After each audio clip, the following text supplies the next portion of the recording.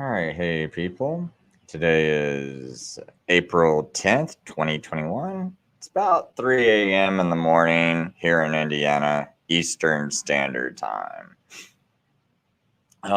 First off, I like to apologize for my shows that last um, couple I've done within the past couple of days.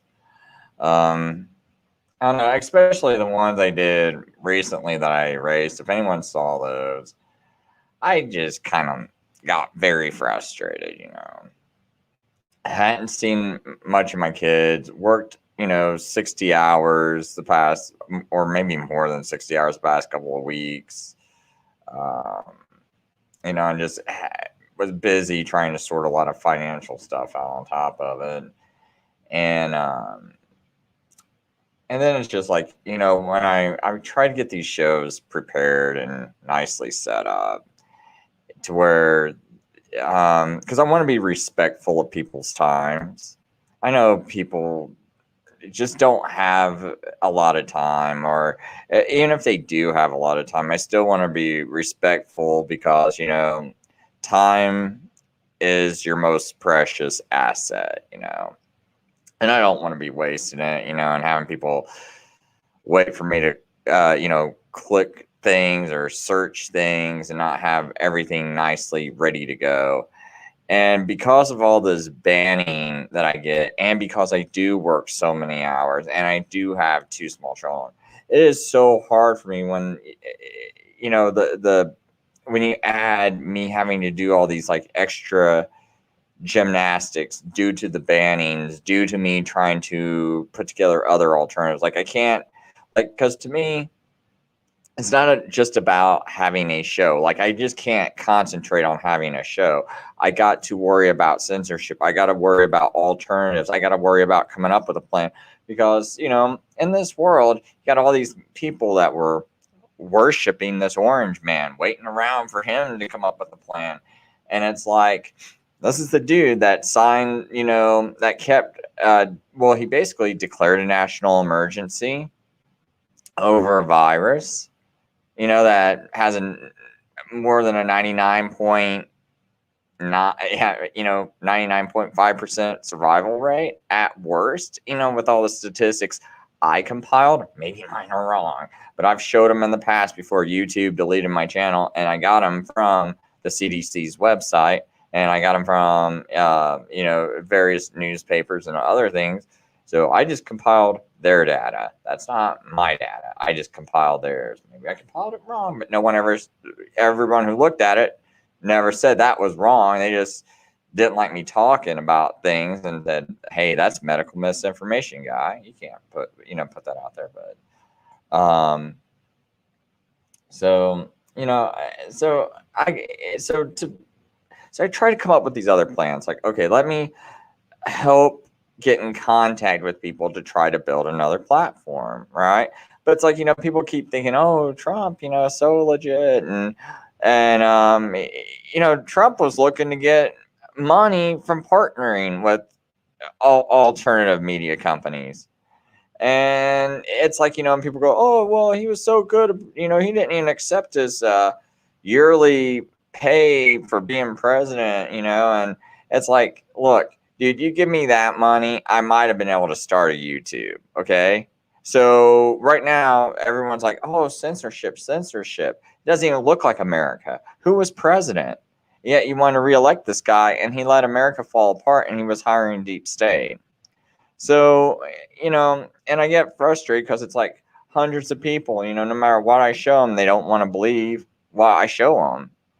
And, part of the good news that I've had recently is one of the people I used to do shows with who I quit being friends. And because I was like so frustrated that he could, like, even if I was predicting what was going to happen, he wasn't seeming to understand. And I'm like, he's got a lot of the same similar Christian beliefs I got, and so I'm thinking you should really be able to see the Vatican's hand in all this, and you should really be able to see what's going down right now, and yet you are thinking Trump's the best president ever, and it's like, it was really frustrating to me because I'm like, um, like I did not have a dad or my dad around when I was growing up. I don't even know who my dad is, okay? And I never got to spend that time. So it was a real big deal when I had a son. But now it's like I can't do anything with my son. I grew up poor too, and it's like, my mom sacrificed a lot, just to give me the what she gave me. But man, when I had a son, I was like, well, I know what I want to give, and I try to make these same sacrifices. And so when I have so little time to spend with my kid, and then I can't go nowhere because I got to wear a mask, and it's like, what memories do I got? It's like you guys get to have all these memories with your kids, and it's like I'm busy working, and a lot of these people, they got paid to stay home. Like like when I got laid off work, I didn't even get my checks. Okay, I got nothing, and I'm except for stress because I didn't know how I was going to pay my bills. So, and I'm just like, man, like all these people that are sitting at home while I'm working, because I'm an essential worker.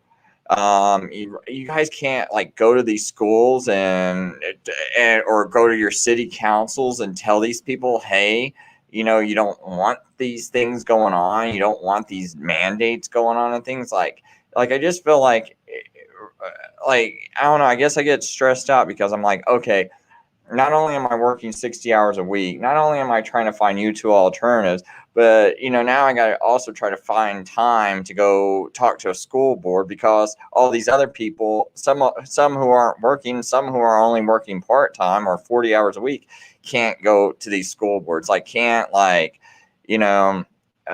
guess fight at all, and it gets frustrating to me. And so anyway, anyone who wants to come on my show can come on my show. Look, you know what? Let me do this. Let me go ahead and throw this link out there because I did say you can come on my show. Probably just FBI agents like, oh, hey, do we need to ban this crazy guy again? But look, anyone who wants to come on the show, you can come on the show, share your thoughts. I'm just going to play a few clips. I'm doing like this, impromptu show. And I just kind of also wanted to apologize for my shows earlier when I just kind of lost it a little bit because I'm kind of getting frustrated with society. And also I'm just kind of, I was having a little bit of a breakdown because I've been overworked, haven't seen my kids. And I get frustrated with society because I'm like, what is the rest of society doing? And so that's kind of the nexus of it. But I deleted those videos. But if you saw them, hey, that's why that existed. So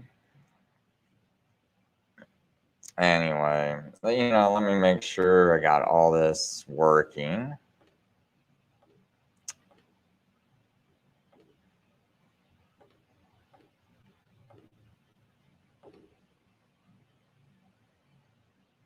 So I'm going to play this clip. This is Jihad, the children's club. Just because basically and part of what I'm going to get into today's show about is, as I'm reading Operation Gladio by Paul L. Williams, and I have that audio, well, I don't have that audiobook in the playlist on this channel because my other channels got deleted, and so that's why I don't really have much to offer either on this channel because if my channels keep getting deleted, how can I make playlists? Because it's like I don't have time. That's another of my frustrations. Is it's like I'd like to build things that are nice for people, that inform people, and I've worked real hard for it on my other channels. I mean, I devoted just years, just years, and YouTube just like makes it go away just like that, man. It's like it's real frustrating, but oh well. What are you gonna do? Yeah, so I'll just play this. Yeah, it's playing. This is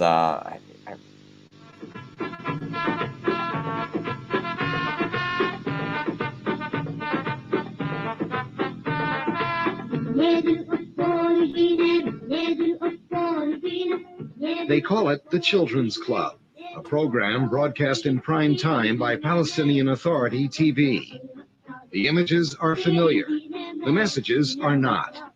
What does this young girl want to be when she grows up? In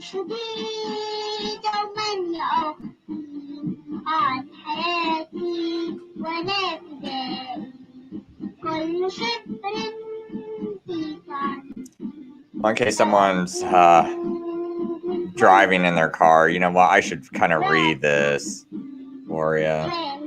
You know, I'm going to go back.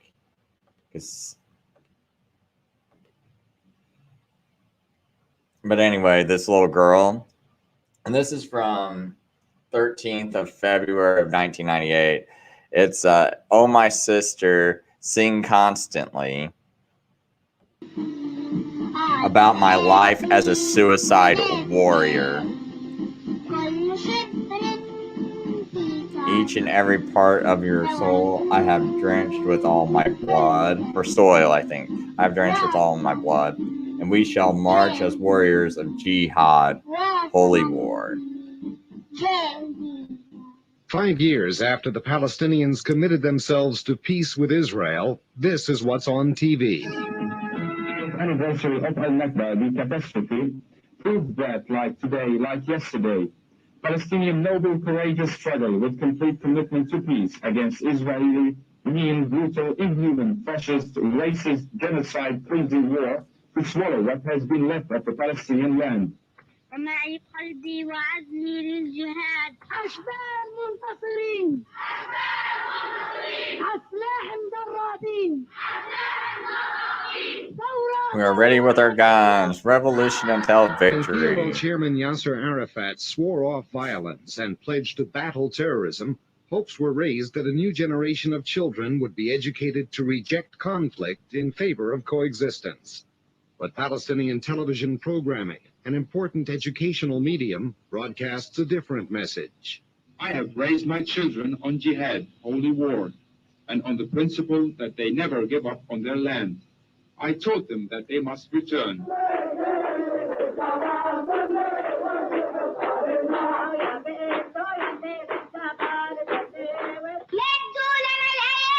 Lend your hands to justice and to jihad. The Children's Club is produced by the Palestinian Ministry of Education and partially financed by American aid dollars.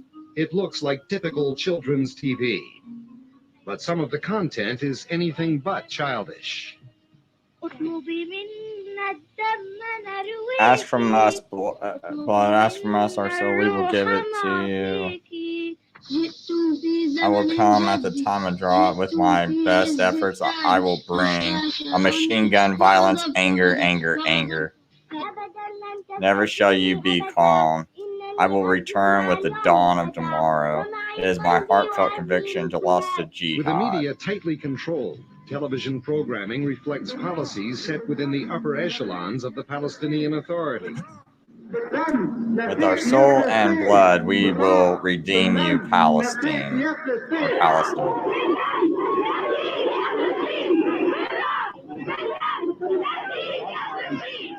In this program, a suicide bomber becomes a role model. When I wander into the entrance of Jerusalem, I will turn into a suicide warrior. And battle dress, and battle dress, and battle dress. Thank you. Bravo, bravo, bravo. Yichye Ayash, the engineer, masterminded the deaths of 50 Israelis in suicide bombings. This is what Yasser Arafat had to say about him. Our collective goal is to, indeed, we are all candidates for holy martyrdom. Candidates for holy martyrdom. In memory of the noble and brave holy martyrs. في ذكرى هؤلاء الشهداء الأبطال العظام أبو Iyad, Abu Aha, and before them Abu Jihad, and before them and after Despite them. efforts to resolve the Israeli-Palestinian conflict by peaceful means, Palestinian children's television programs are still speaking the language of war, calls for jihad, holy war to the finish against the Zionist enemy. Come, let us embark on jihad. Come, let us conquer our land. Come, let us embark on jihad. Come, let us conquer our land.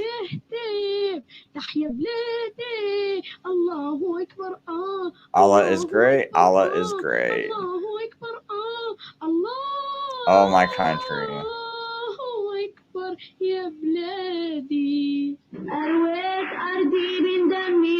I have drenched my land with my blood and swore by my father and mother I shall march.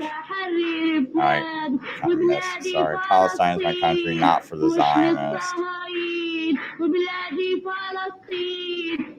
You know, see, I just kind of want people to understand, like, because I know there's crazy people, like, or delusional people, or just flat out liars, like Ryan Christian, who will sit there and, I mean, just, I don't know. I mean, what's he thinking, you know, when you see these little kids running around with machine guns that, oh my gosh, you know, Israel, you know, why are they, you know, what are they doing? You know, these are just like kids, you know, playing army. They just like to pretend. Or I mean, like, you know, see, some people were like, you know, why are you showing these clips, man? I'm basically saying that, you know, there's a lot of hatred towards Israel. And it's like, look, I understand about Mossad and things like that. I probably understand way more than most of the people that bash Israel understand about Mossad, and all these people that think, you know, oh, the Jews run everything. Well, they don't, because it's like, why did Israel have to ask the CIA before they attacked Egypt? And I can't remember that exact war that they did that for. But they go, they were waiting for the USA to give them the okay. It's like, well, if you're running everything, why are you asking the US? You're running it. You should have been telling the US, hey, this is what you're going to do. But instead, it's always Israel and Mossad asking the US, and the US telling Mossad what to do. Like, because how this works is, if you read Paul L. Williams' book, it's the Vatican runs the CIA, and basically there's this big Operation Gladio that's still going on today, where the CIA's got its hands in all these little organizations throughout the whole world. You might think, oh, there's these communists rising up, and it's like, well, our CIA actually funded those communists indirectly, or these like so-called, you know, extremist groups or whatever, that we got to go and now go into this part of whatever country, and then go do something against them, or go support them, or hand this country funds so we can help them fight communists. So that way it justifies our taxpayer money going to this country, because, oh, it's America's best interest. We're fighting communists. And you know, one of the odd things that kind of occurred to me about this whole communist talk is, okay, Russia, you know, you'll have a lot of Americans go, oh man, I hate Russia, communist and horrible Putin, hate Putin. And but then has anyone watched Russia TV or Russia Today? Has anyone ever watched that? Does that seem like the most pro-Israel network or not? And isn't Russia normally accused of like going against, of like having alliances with groups that are against Israel? Like, I know that's one of the things that Russia's accused of doing. You know, you go watch Russia Today, it doesn't seem like they speak very well of Israel, right? But wait a minute, you know, I thought you said, you know, all these people say, you know, Russia's a bunch of commies and horrible people, and Jews, and then supposedly Jews, you know, run communism and everything, but yet Russia is having these groups that are going against Israel. See, it's like that does that. There's something not jiving there to me. And see, what I believe is going on is that the CIA is, well, the Vatican's running the CIA. The CIA is running Mossad. There's this guy named James, what's his name? Addleton. I think that's his name. James Addleton. Who, I guess, somehow Israelis supposedly stole like uranium and were able to make bombs and become and to have like nuclear capabilities in Israel, as far as nuclear weapons capabilities, right? My thinking is that the United States had to claim Israel stole it so they didn't look so bad to the Arab world, because I think if the U.S. would have been like, yeah, we just gave Israel these weapons, and was so overt about it, that it would have justified other nations like Russia giving whatever nations they want to give nuclear capabilities to, right? But if these Jews just stole it, we would never do that. We would never help give another nation nuclear capabilities. Israel feels like, hey, we're in this middle of a bunch of people that are hostile towards us. Even the people that supposedly are trying to help us seem hostile to us. So so my thinking is there was a deal made to where they steal the weapons, but they didn't really steal them, in order for the U.S. not to look like they just flat out handed it to them. So that was the story they told the public. And then Israel, in return, Mossad and Israel both have to kind of work with the CIA, and there's like arrangements made, but it's always the CIA dictating the shots. That's what I believe. And if you read Paul L. Williams' book, Operation Gladio, well, it's the Vatican running the CIA, which would mean the CIA is telling Mossad what to do. And see, there's certain things that it would look illegal if the CIA went and did certain things. So what do? They ask Mossad to come and do these things secretly that they want done. And see, and I think that's what's going on. I'm still kind of looking into it. I've read like some books that seem to hint that I am on the right track. When I read like Dangerous Liaisons, or I listen to one of the authors on a show. Well, it's actually both the authors, because I think it's a husband and wife that wrote the book, but I can't think of their name off the top of my head. But when I'm listening to some of the things they say, I'm like, you know what? This is kind of validated, And so the reason why I'm playing these clips is to show you that,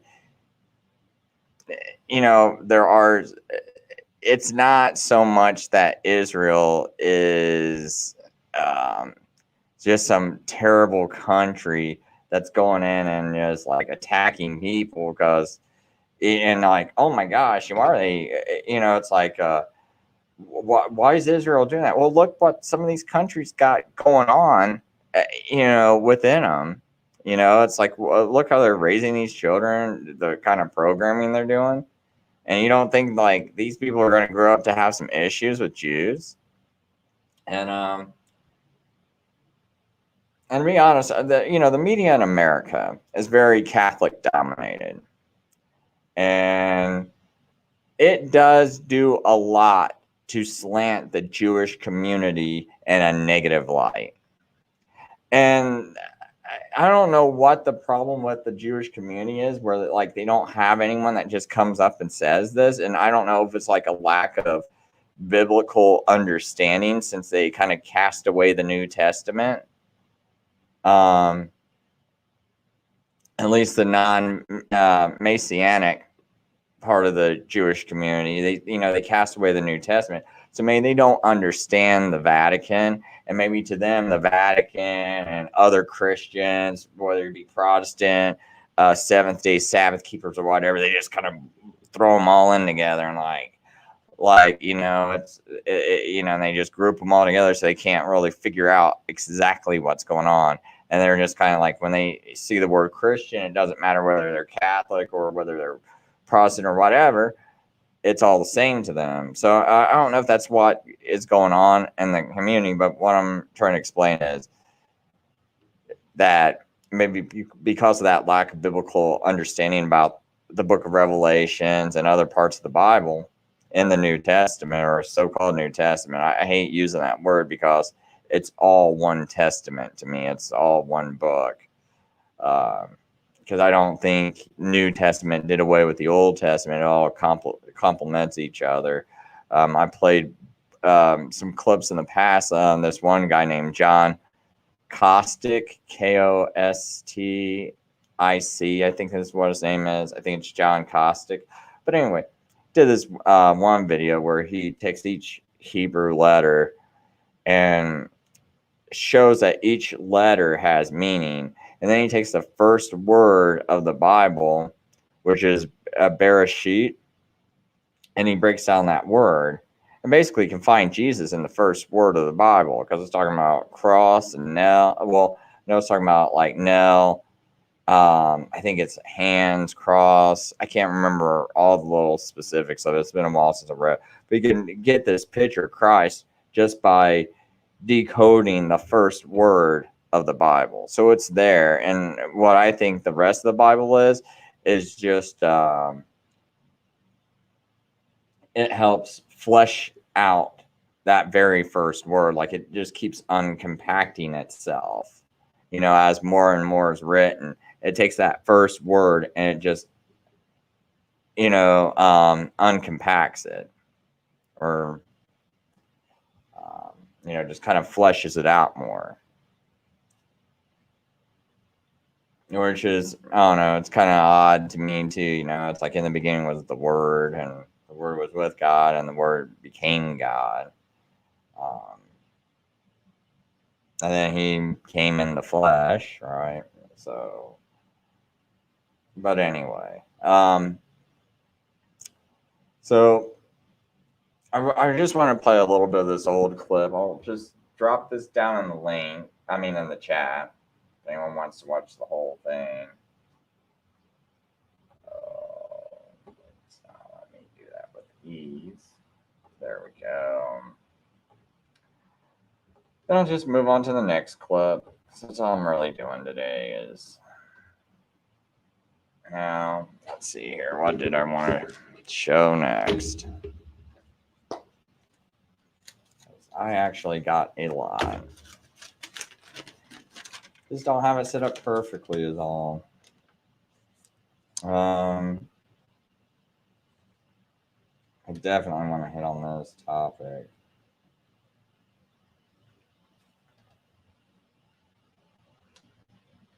Now, I was thinking about, though, how, Nazis are on the CIA payroll. Yet, you got these people claiming Jews run the world.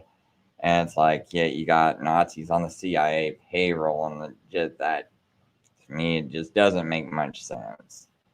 But when you actually look at the Nazi Party and you think, oh, the Vatican runs the CIA, like that former FBI consultant and Roman Catholic Paul L. Williams wrote in his book Operation Gladio, it makes, like, when you can see that the Vatican runs the CIA, then it does make sense because the Nazis, Hitler was a Roman Catholic. You should start to see that in more full view. And one thing I'll say real quick about that too is I'd like to take Paul L. Williams' book at some point and write my own book where I take just a little parts of like what he has come to the conclusion, but I want to go just a little bit further back in history. Maybe even start all the way back to 2 Kings 17, where it's the formation of like the proto the prototype of the Catholic Church, which I believe basically came around in 2 Kings 17. And this is also part of my problem I have with these people that push that Jews around the world, because what it was is in 2 Kings 17, Israel gets taken out of their land because they had started to go after false gods. They become corrupt. And so they get removed from their land. The Babylonians and the Chaldeans come into their land and start taking it over, right? Start taking over Samaria. Well, they start getting attacked by lions. They think it's because the God of these Jews, the God of this land, like they weren't thinking like he's the absolute God, but they were thinking God of this land, he's angry at us. So they bring one of the Jewish priests back. But you got to remember, they were going through this thing of corruption, right? So they bring back one of these priests to teach them their customs because they were thinking this is going to stop the lions from attacking us. And so they learn about that. But you got to think that's also a time when Israel was at its it was at a very corrupt state. And so they're also probably blending in their beliefs. And so, like, to me, that was like an early form of Catholicism. You're taking the Jewish religion and combining it with Babylonian beliefs. So these Sumerians later on, it's like you got these, like, when you go into the New Testament, or what's called the New Testament, and you start seeing all this beef between the Jews and the Samaritans. Well, why did the Samaritans think they were Jews? Now, if you understand 2 Kings 17, you're like, aha, that's why they think they're Jews, right? And they consider them, and there's like this kind of beef, and there's this, comment, and this is why people keep thinking it's a Jewish New World Order. They'll take this little comment about the synagogue of Satan, and they see the word synagogue, and when the first thing when they think of synagogue is Jews. Oh, so this synagogue of Satan must be Jewish. Not necessarily. See, because the Samaritans had synagogues. But see, none of these people ever bring that up. And that's why I know they're evil, wicked people that just want to push a lie. Because they don't bring this up. They, at least address this part of it, this argument. But it's like, no. They don't, And it's because they're wicked and evil. Yeah, I'm not gonna cut people slack and say they don't know no better, because it's like, maybe you need to research a little bit. And when I reach out to some of these people to try to explain this, and they just want to like, oh, I don't want to have a conversation with you. Okay, you don't want to have a conversation with me. And you just think you know it all, or is it? You see, because me, it's like truth is really important. And so if someone's like real pushy about wanting to have a conversation, I'm like, okay, let's have this conversation, or tell me, like, the books and the references, so maybe I can read real quick through it, and then I can see if I'm off, and maybe if or at least kind of understand a little bit more about where you're coming from. But it's like, I'll throw this out there and they'll never respond. 2 Kings 17, no response, back from them.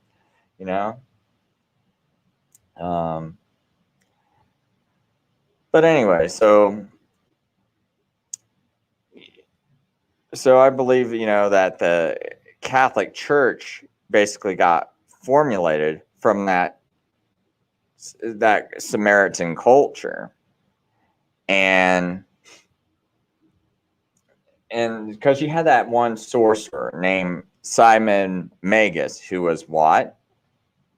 A Samaritan.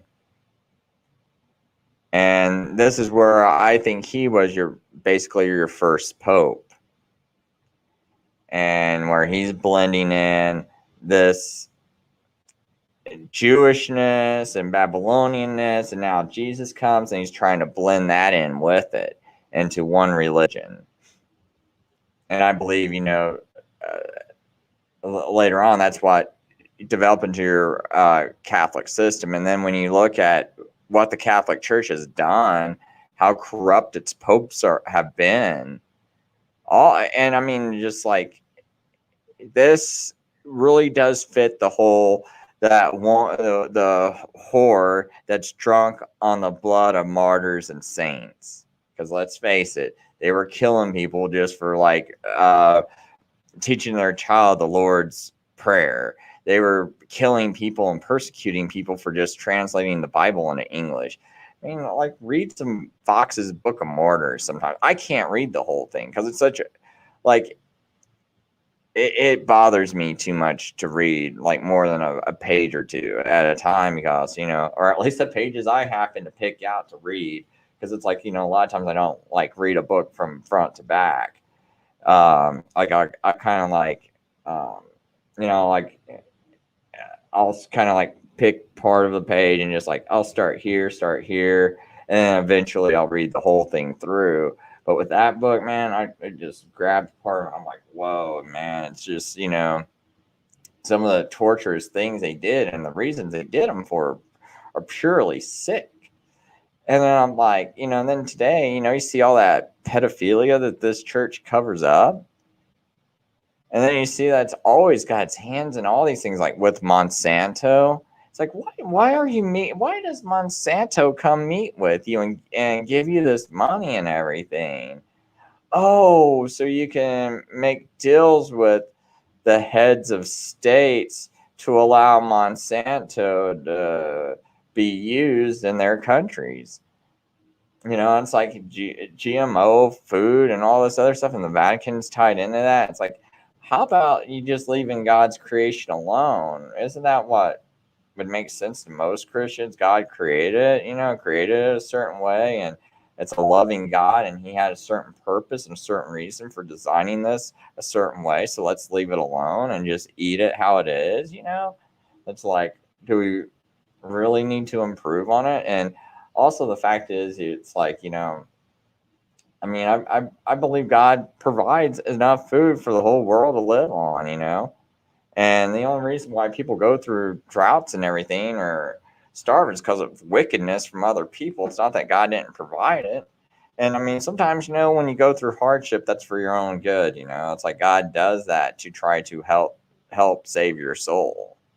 It's not so much like, oh, I want to be worshipped, so I'm gonna like give you calamity.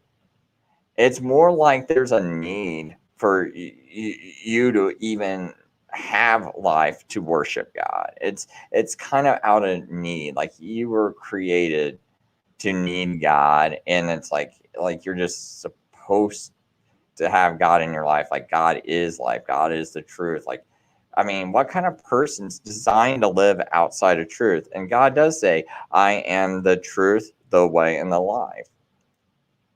Okay, but how do you have reality without truth? You got to have, and truth cannot, like, truth is something that has to be witnessed. Something, and you have to be aware of it. Like, like a rock doesn't know truth or not. Like, it can't, like, it doesn't think, but God does think, and God can see.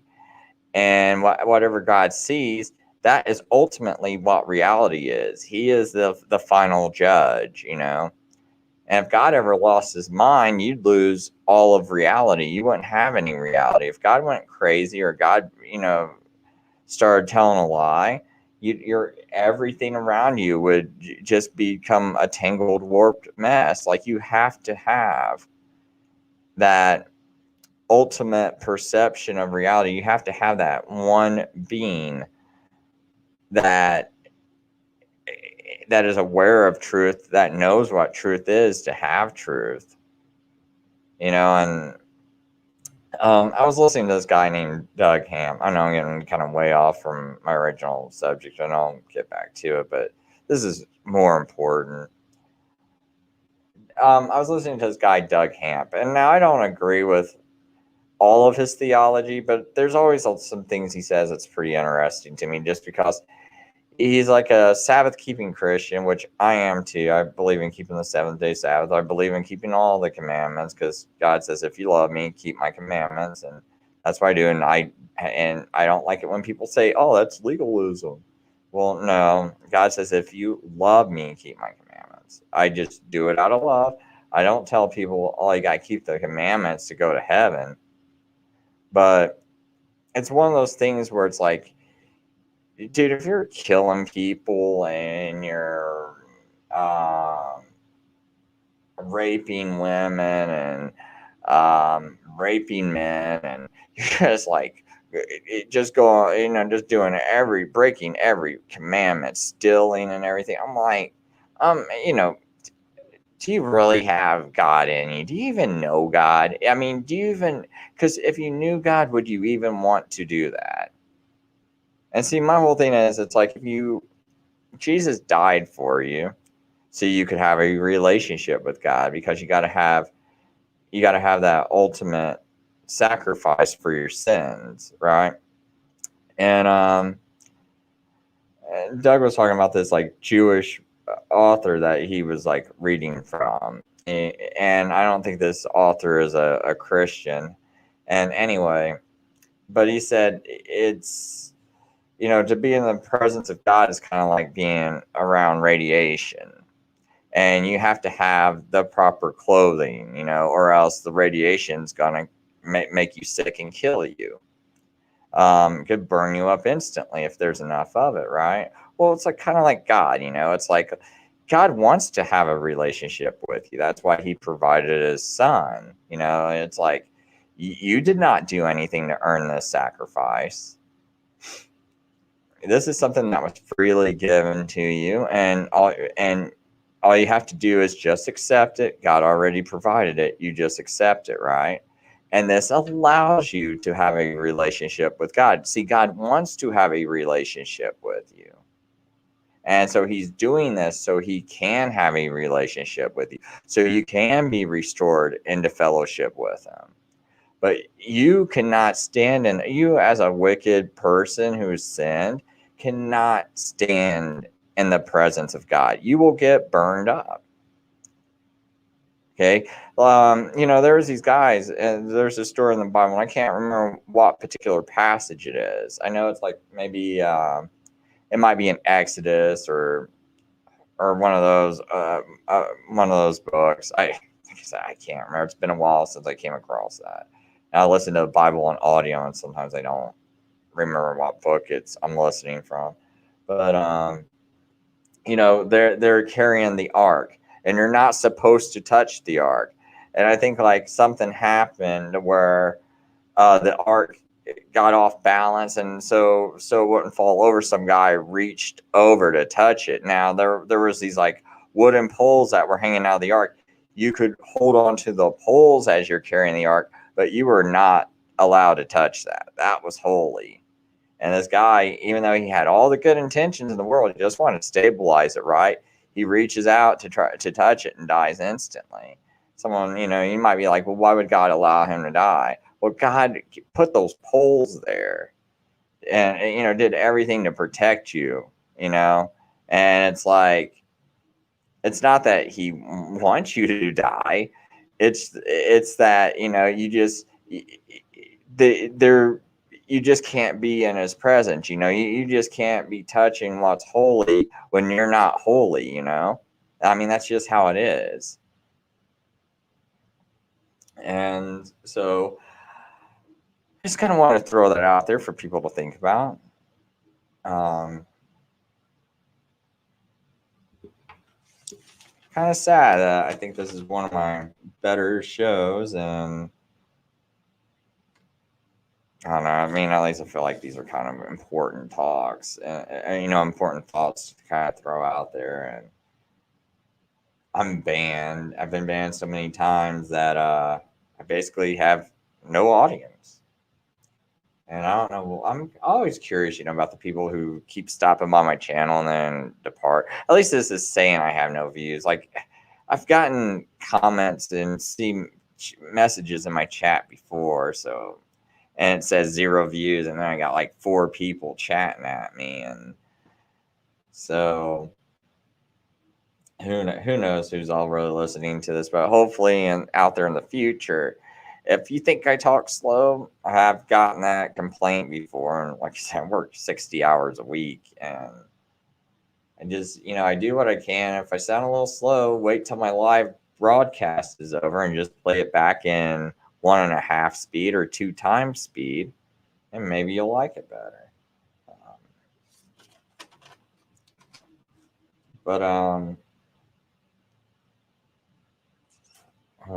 Let's see.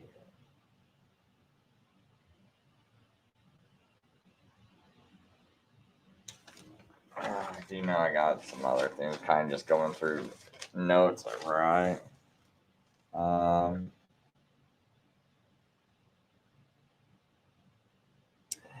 thing I will say, I go ahead and kind of show that. Well, if I even have this up on screen, I got this.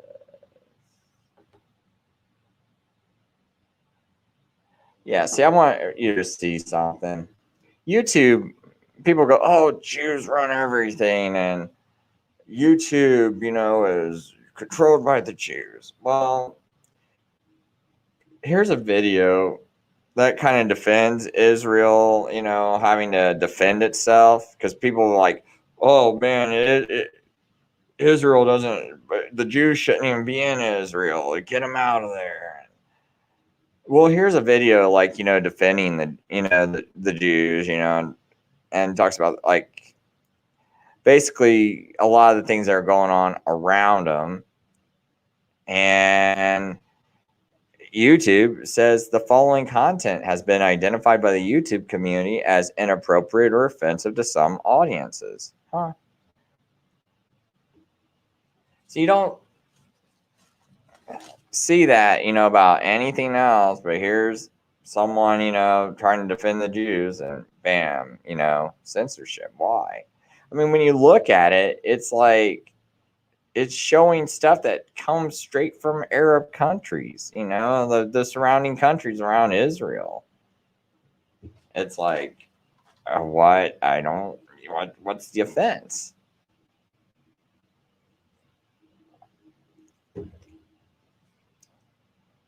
I was like, before I started the show, this is another reason why I kind of started the show late. I was upstairs with my wife, and there's this guy, and he kind of travels around to different things. And one show he does where he goes into the Bronx, he's going through supposedly the worst parts of New York, and just trying to get let people see what it's really like, and he goes through there. Then this other one, he's in New York, and he says, oh, this one's going to be about the, what's it called, the Hasidic, or gosh, I think it's like Hasidic Jews or Hasidic Jews, something like that. And you see that community, and it's like, some people get offended by those people, when they go, you got someone that's not Jewish and they go through that community and they're like, oh, these people, they're rude, they won't talk to you. And well, part of the reason is, it's like the media does attack the Jews a lot. And again, the United States media is Roman Catholic primarily. Also, most of European media is ran by Roman Catholics. Australia's media is pretty much ran completely by Roman Catholics. So, and a lot of those Jews in that community, they came from families that actually were in the Holocaust. Some that were actually tortured and things like that. So, and they come from a community where their great grandparents, would tell them stories about how, hey, it was our own neighbors that turned us in. So when you're going through there, and you're not Jewish, and so these Jews are raised hearing these stories, right? About their own neighbors. And really, some people should be able to relate to that, with what's going on in America right now. It's like, because I know people who I used to be friends with, and to be honest, I think I think when something like the Nazi Party rises, these people will turn me in, because it's like, these, and I think it's like I don't even want to just say it's just what people consider the left that would do this. I actually believe it's a lot of people who voted for Trump that would do it. I mean, because it's like, why are you cheering for this guy that locked your country down? You go to these rallies, you see these rallies. Did you see anyone holding up a sign saying, Trump, don't you renew that emergency declaration? Or Trump, I don't like that you renewed that. No, they were just cheering for him. It's like, dude, this guy locked you down. It was like, well, no, he was yelling at the Democrats to open up. But like I've said in the past, that looks stupid.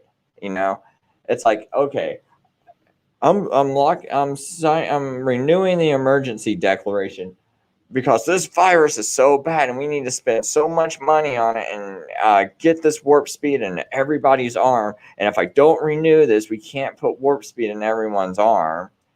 And yet but hey, you Democrat, open up.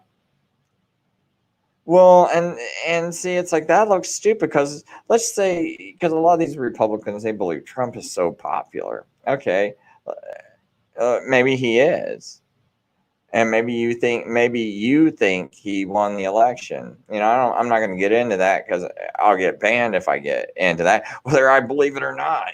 Just talking about it in America doesn't matter what I think about it. You don't talk about it. They got certain people in America now that they're allowed to talk. The Roman Catholics are allowed to talk. And like I complained about it in my other videos, it's like, I'm Asian. I see white Roman Catholics telling me that I can only speak a certain way, or only certain people are allowed to talk. That's how it is in this country. White Roman Catholics, they'll say, oh, like they can say the dirtiest things, twist everything in their media, twist everything medically, and like, no, our medical opinion, what we say is medical.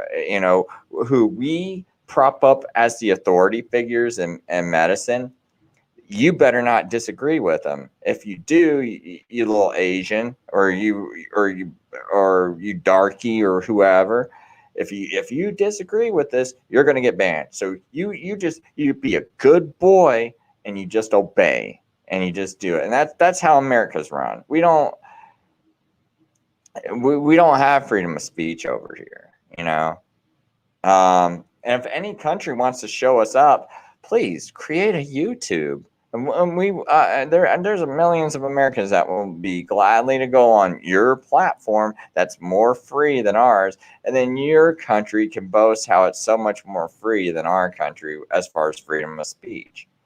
I personally think freedom of speech must be dead across the whole entire planet, because why doesn't any other country do this? And we seem to be the last part of it. Here we were with this platform like YouTube, where you could stream live and be able to get truth out there. And it's like, really, no one else can come up with a live streaming platform? I could do it if people would fund me. I'll go do it. Anyone want to go fund me? But I see people wanting to put their, oh, Trump. Well, Trump's got plenty of money. Trump could make billions off of creating something like YouTube. He could have created something like it, and he could do it for cheaper than what YouTube's doing it. I know how to. I know Donald Trump's got to know how to. I know there's got to be other people out there that's smarter than me that probably could do it even better than what my ideals are. Why aren't you guys doing it? I know I can do it. I have it written down, so I know it can be done. But why aren't you doing it? Why isn't Trump doing it? Because you know what? I'm going to tell you folks one thing. Why don't you vote? In fact, why don't you vote for me as president for the Republican Party?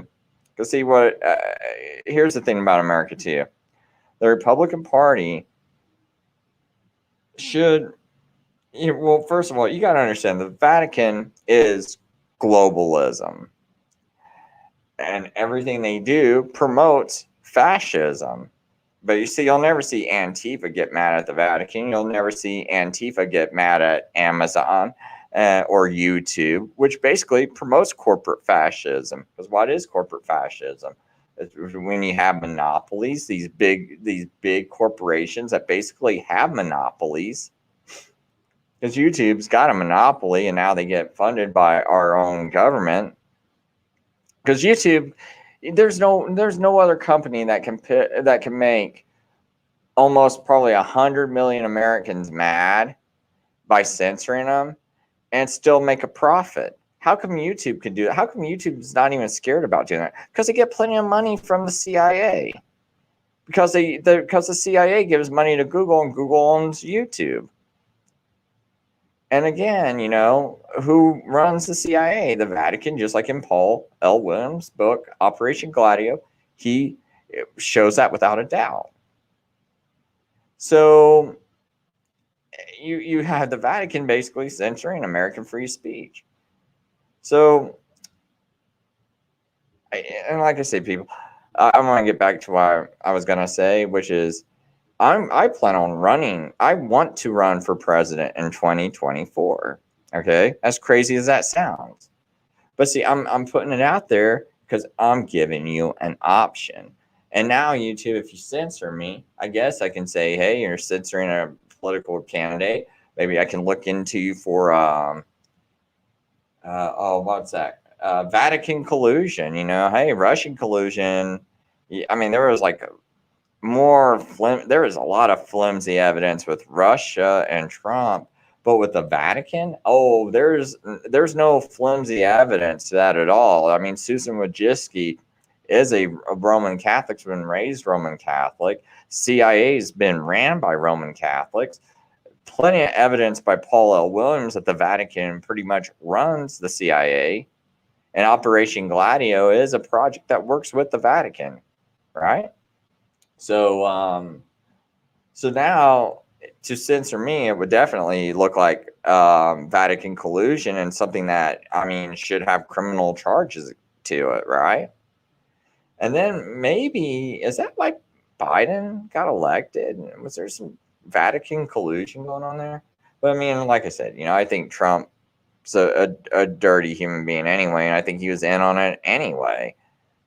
I mean, I'm not, like I said, I'm not going to get into it. It'd get me banned. It automatically my video banned. It shouldn't. Because it's just me sharing my thoughts. But you can definitely. I see. I don't want people to go, well, Trump's the best thing, best president. I'll vote for him in 2024. Well, I'm telling you, every stupid thing he's done, and I wouldn't have done it. Okay, I've put out videos where I said I think Sweden had the better plan, as far as like how to handle this virus. And it looks like I was right now. And I put these out way back in like early April. And I pointed out a lot of things that were going on. And it's like, I also wouldn't have renewed the declaration. I've said the whole time that was wrong. End it. End the national emergency. And Trump had 2 chances to do it if he just didn't show up for work. I don't like it when people say he worked so hard for us. Dude, he nominated Amy Coney Barrett, who basically upheld a decision that gave Democrat governors said that their lockdowns were justified. And then he nominates her. And she did this before he nominated her, and people knew about it. They were bringing this up to him. He still nominated her anyway. And she was the 3rd Roman Catholic he nominated, to the Supreme Court. Because I know people say, they try to say that one. Kavanaugh was another one. Well, and Kavanaugh was also, looks like he was guilty of trying to cover up the Vince Foster investigation. But I won't get into that too much because that might get you banned now too. There was that, I cannot remember the Gorsuch. people try to say, oh, well, Trump nominated Gorsuch. He wasn't Roman Catholic. Yeah, he is. He's raised Roman Catholic. He raises his children Roman Catholic. And he never, even though he might go to an Episcopalian church, he never, there's no evidence that he left the Roman Catholic Church. Zero. So, Trump nominated 3 Roman Catholics, and what does the Pope teach? Oh, global warming, climate change, anti-gun, open borders.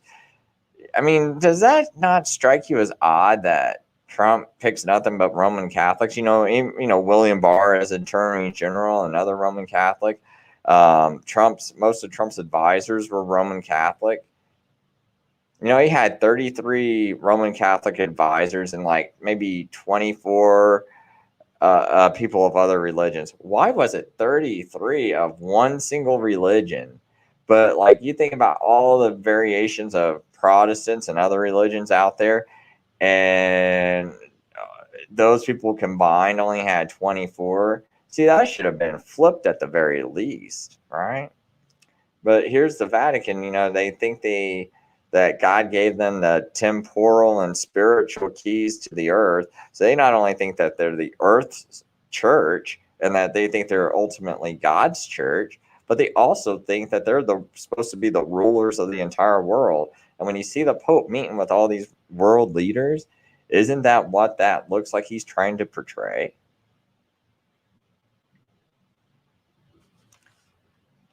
You know what? I'm going to try to find this one clip of Greg Szymanski. He had something really interesting. And I need to actually play a couple other clips.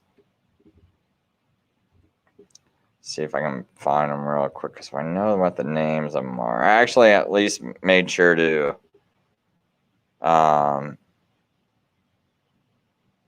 have this saved in my library.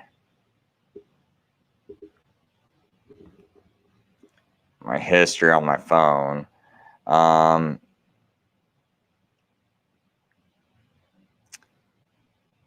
Let's see here.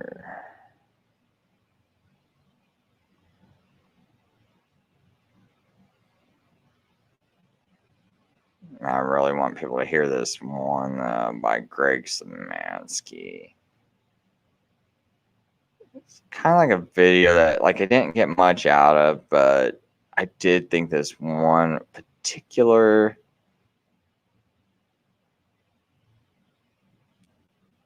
part was really interesting. If I could only...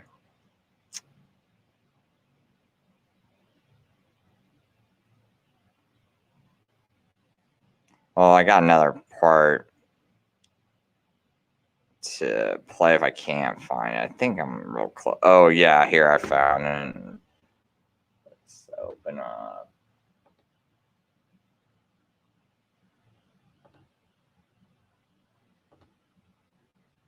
Okay, it's called Jesuits, Vatican, CIA, Mossad control.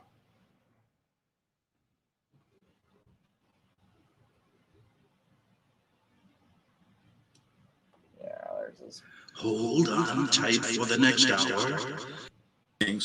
But on a scale of 1 to 10, their effort to help the poor is about a -1. But so here I am, either an atheist or saying maybe I can find the truth about my church. And then secondly, believing in the American system and not liking it because at the time there were Republicans coming into office, i.e. Ronald Reagan, who I said back then was the biggest crook or the biggest traitor America will ever see as a president. And little did I know, I did it for the wrong reasons because he was a Republican and I hated all Republicans. But I was actually right. I didn't even know why back then. Call it instinct. But Reagan was the first one that reinstituted diplomatic relations with the Vatican after they were pinned with the Abraham Lincoln killing, when all of our patriots back then broke off formal diplomatic relationships with the Vatican because of their involvement in killing presidents, i.e., Abraham Lincoln. And so Reagan comes in and reinstitutes those policies or the diplomatic relations with the Vatican. And the rest is history. And ironically, it was Ronald Reagan who I left America because of, and I remember why, who almost got me killed.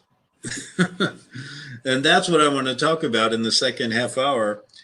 Yeah, this story about how Greg Szymanski almost got killed and how Ronald Reagan was responsible, I think it's pretty interesting, very interesting. So that's the part I want to find. But I'm glad I played that little part too, because that was a really good part. And you heard him at the beginning say, he grew up Roman Catholic, right? So this isn't like someone when he was like going to visit the Vatican and everything that he was like, oh, I'm a Protestant and I hate it. No, he grew up Roman Catholic. He's actually kind of learning about, getting into the church. He's not thinking about, oh, I hate the church. I want to look for reasons to escape it. And I want to look for reasons to bash it. He wasn't really doing that. But so I'm going to try to play that little clip of that story that he says he wants to play in the second half. Make sure that's getting played.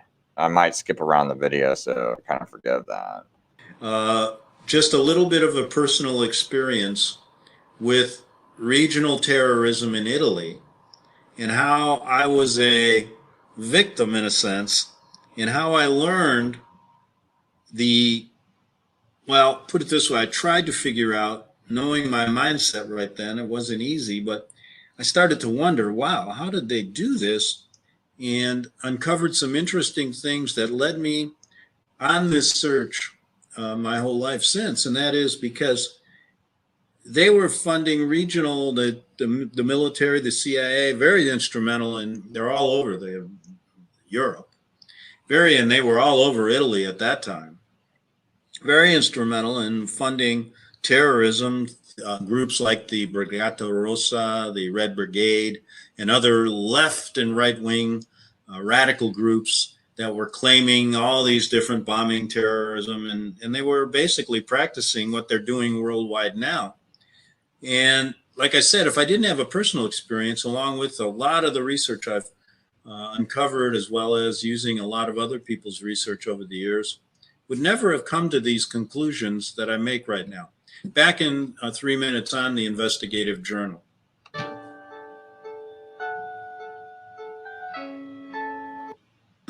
And I've never steered you wrong before when it comes to talking about the truth regarding your political and social worlds you live in. And I don't plan on steering you wrong today when I say get involved in the hemp revolution. Hemp for health and wealth. The best hemp products on. Oh, dear Lord Jesus, this ain't happening, man. This can't be happening, man. This isn't happening. Okay, we're back. And by the way, where did we leave off here? Okay, yeah, we're back in Rome around 82. But before I do that, let's comment a little bit about the political farce that's going on in Washington. I mean, every day I just marvel at what's going on there with Trump and his group, and how the Democratic Party has changed. And I might as well just get to it right now because I said I would. The Democratic Party 30, 40 years ago is nothing like it is today. It's morphed into a very left wing, almost communist socialist group. And their tactics have become nothing more than what the communists used to do. And the journalism field is nothing more than, it's worse than what European countries were under when I was there in the 80s. The American journalism situation is deplorable. There's no real investigative reporting going on outside of what's in the parameter of the New World Order. They have an agenda, and if you step out of that agenda, you're killed. So American press even on the internet, is dead. And the Democrats are no more than, they're almost a Marxist party now. And you can hear the rhetoric, which is terrible. I mean, the stuff you're hearing is geared to create chaos between half the population who believes in this kind of system of socialism and hates America, hates what it stands for. And then on the other side, you have the America First Trump people. Many people in this country love this country, and they've been now relegated to fight against this kind of onslaught of socialism, left-wing nonsense. And so as a person, if I didn't understand the big picture here, I would immediately have gravitated to the Republican Party now, who reminds me more of the Democratic Party of 40, 50 years ago. And I would have more in common with them than I do the Democrats. So there's a reversal there. There's a change. And knowing, though, that both parties are controlled and there's an invisible hand over them all directing these parties to do this for a greater goal, I put that in quotes, the greater goal of the Vatican-led New World Order, which is to lead everyone under a one world government, one world religion, I would probably have gravitated to being a Republican now. And I'm sure there's a lot of people, especially in the baby boomers camp like me, who would feel the same way. So that's what we are dealing with here, a complete control of the thought and mind of America, the people, their soul. I always said the Jesuits want to take your mind, body, and soul, all of it, when you're here on earth and afterwards, and give it to Satan, or give it to evil if you don't believe in Satan or God. So that's where we're at. And so what did they do here? They used terrorism as a method to get you frightened to live every day, and to make you succumb to their power. So knowing that, how does it operate? Well, like I said, in 1982, I walked into a newspaper room. I worked as an editor for the American newspaper in Rome during this period of time. And like I've told before, I came into the office one morning. There was me and another Italian there. I was early in the morning, came in, walked through the hallway, went down through a flight of stairs, and a bomb went off about 5 to 10 seconds after I was in that hallway, and would have been sent to the land of sky blue waters if I was 10 seconds later, and would have been a casualty in that bombing. They placed 2.5 kilos of dynamite, set it off, blew up much of the American newspaper hallway in that area outside. And like I said, it was done early in the morning when only me and there was another Italian in the building at the time underneath in the newsroom. And I wondered after that, how could that occur? Well, the press was asking the same, not really looking into it, I found after, who the Italian press was there, and they took every story. The left wing or the people who hated American newspapers would say, "Oh, finally, this is a message for Reagan," because he was coming. The reason they put the bomb in the American newspaper is because Reagan was scheduling his first visit to Rome. This was about 10 days before. 2 or 3 hours after the incident, a right or left-wing terrorist group, whose name I can't remember, claimed responsibility and said, "This is a message to the hangman Reagan and American imperialism." So now they got you thinking that this terrorist group did it. And I started thinking, how could they get in that building? I knew it well. It was secure. I mean, this is not something, and why would they do it at that time? So nothing added up to me. What it led was me to investigate, because I was almost sent to the land of sky blue waters, right? How the hell did this happen? And so I started nosing around places that I shouldn't. And one day I was sitting in a coffee shop, I believe it was on Via Veneto. and some guy walked up to me, looked, didn't have a suit on or anything, but could have been anybody. He spoke English well, was American, and he said, "Wow, you're the guy that was in that bombing, right?" Because my picture was in the newspapers and I was on Italian TV, et cetera, et cetera. And I said, "Yeah." And he said, are you looking into how it occurred? I said, "Sure am." And he said, "Yeah, I wouldn't look too close to what you're getting at, because maybe the next time you won't be as lucky." So he kind of disappeared, and I think it was an operative giving me a warning.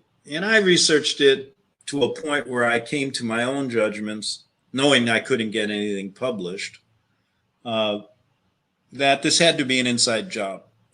I did find out that the American newspaper was funded, strangely, through covert money, and that nothing added up as far as the amount of revenue that the paper brought in to the amount of money that it cost to run the newspaper and pay everybody. So it had to be covert money to keep the American name in line in Rome, just as the Herald Tribune is probably the same thing in France, etc. And so it would be easy for us, and I found that there were a lot of CIA operatives hanging around Rome during that period of time. And so they had to case the joint. They had to make a decision of there's timing involved. Okay, the timing before Reagan's assassination was good. They could pin it on that, create more hatred of America, etc., groups who love and hate America. But one thing I found out, I lived in Italy for 7 years, and I know, talking to the average Joe Italian, nobody really hated Americans. They may hate the American system, but no one there, and there were a lot who hated the Italian system, 42 governments in 43 years. But nobody really hates the American people unless you listen to the news. So here you go. It had to be an inside job. A lot of CIA operatives around. They had to make a decision. When am I going to blow this thing up? I can blow it up in the middle of the night when nobody's there. I can do it early in the morning and only maybe kill 1 or 2 people. Or I can do it in the afternoon or the late morning when I could really kill a lot of people, because that place was scrambled. That was a lot of people going in and out of that office. And then I thought, okay, did anybody ever tell me where they put that dynamite? Well, it was concealed behind the door of the publisher's office. And I said, well, could somebody have opened the door during working hours? And I've seen it. And they said, no, it was pretty well. It could have been not noticed. But they didn't really know, because the whole building was in shambles. So I said, was it underneath the wall? They didn't quite know. They knew where the blast came from. So I started thinking, okay, the object here was to maybe kill 1 or 2 or nobody, make it when there's somebody there, but not to kill a whole lot of people, and maybe kill the wrong people, right? They don't want to kill, well, the publisher, he could have, if he knew about it, he could have stayed away that day, but that's suspicious. So they picked that time. And then I said, could this terrorist group have gotten in there? Of course, anything can happen, but the more logical choice is that they were casing the joint. They knew when to go in there. They had an authority to go in there, and they placed the bomb, and they got maximum effect out of it. And it was just another of a lot of bombs that were going off in Rome against America at the time. And also remember the Bologna bombing of the Bologna train station, where I believe they claimed 80 people were killed. And as researchers talked about it, as I looked into it, many ties were brought between the Vatican as well as CIA operatives working in Rome, Henry Kissinger involved in this whole strategy of tension, testing out terrorism so that it could blossom into what it is today. Global terrorism, or flat earth terrorism, okay, if you don't believe the earth is a globe. Now, the Jesuits, folks, control a lot of these radical terrorist groups called Al-Qaeda. And when I say control, what do I mean by that? Well, you have to have infiltrators, people that are unsuspecting, working to create these rebel groups, funnel the money certain places, and they can't do it through, military attaches going and saying, okay, here, Al-Qaeda leader, here's your money. So we've documented on this show a number of Jesuit priests involved in these activities. One with ISIS was a Father Dall'Oglio, who's still probably in Syria working with them. But Al-Qaeda is a network, if you don't know, of Muslims who are controlled, trained, and armed, funded by the Jesuits through the CIA and probably the Mossad and a number of these other intelligence agencies. I wouldn't doubt that the Russian intelligence or French or whatever worked together too, certain operatives there. And they use Al-Qaeda, well, starting out with Al-Qaeda, because this started right after 9/11, to create unrest. They started in a targeted country like Libya. Then they caused the military to provide support to help remove leaders that have not bowed down to their authority. Now, isn't it interesting that under Gaddafi, who was a pain in the butt, I think, a little bit to Rome, Hillary Clinton and her policies were instrumental in getting rid of Gaddafi, and Libya turned into a nightmare after that. It was better under him. So you're seeing this kind of American militaries, our State Department working together with the Jesuits and the Vatican to bring everyone under Papal Rome's authority, using this kind of terrorism, Muslim, Christian fight to do that. Now, there was an ex-CIA defense contractor named Stephen Kelly, and he said this: "This is a completely fabricated enemy. The funding is completely from the United States and its allies, and for people to think that this enemy is something that needs to be attacked in Syria or Iraq is a farce, because obviously this is something that we created it. We control, and only now it has become convenient for us to attack this group as a legitimate enemy." Shortly before his untimely death, former British Foreign Secretary Robin Cook told the House of Commons this. I didn't see this on the front page of the Wall Street Journal. "The truth is, there's no Islamic army or terrorist group called Al-Qaeda, and any informed intelligence officer knows this. But there is a propaganda campaign to make the public believe in the presence of an unidentified entity representing the devil, only in order to drive the TV watcher to accept a unified international leadership for a war against terrorism. The country behind this propaganda is the U.S., and the lobbyists for the U.S. war on terrorism are only interested in making money." Osama bin Laden was used as the poster child for Al-Qaeda, remember? Terrorism until 2011, when he was supposedly killed by the U.S. military. Folks, that story is so crazy. She wasn't killed there. And even today, they usher onto Fox News the supposed Green Beret or Navy SEAL who killed Osama bin Laden. He knows he didn't. And why, if they did, why would, and the way they killed him, he could have taken him alive if and he's one, well, when he works with the Bushes and the Vatican, they can't do that. Who knows what happened to him? But he wasn't killed that day. And then conveniently, they dumped his body in the ocean so you don't ever get, give me a break. So he's the poster child. He was bought and paid for by the Vatican-led New World Order. And here's the problem.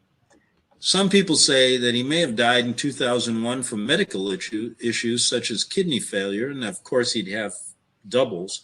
And there's a number of pictures of him stating he looked younger when he died, supposed death, than he did 15 years before that, or 10 years before that. The whole narrative, folks, was a hoax.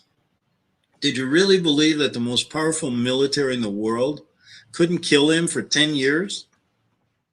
You just got to read Osama bin Laden hoax. Find a lot of interesting things there. So I think you're starting to get the picture of how this operates. Okay, so I'll just kind of stop it there. I'm going to try to put these links. That's kind of what I was doing while he was talking about some of the clips I've been playing. So if you want to watch the whole clip, you can. I put those links in the show notes, so I don't know if they'll. It's telling me an error has occurred, so I guess I'll just drop it into the chat. Maybe when you go watch this on replay on YouTube, you if you click the replay live chat option that you get, you can maybe watch it, but I'll throw it down in there. Maybe if I can after, I know one other way I can do this, because I'll put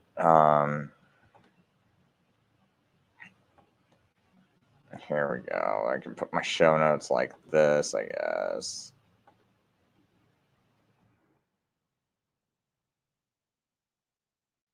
And what was that other one? So I guess once I get done streaming this, I'll try to add these show notes into the YouTube information box.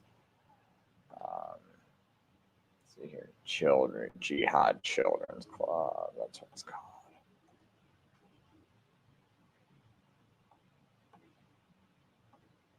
But anyway, I thought maybe people might find that interesting.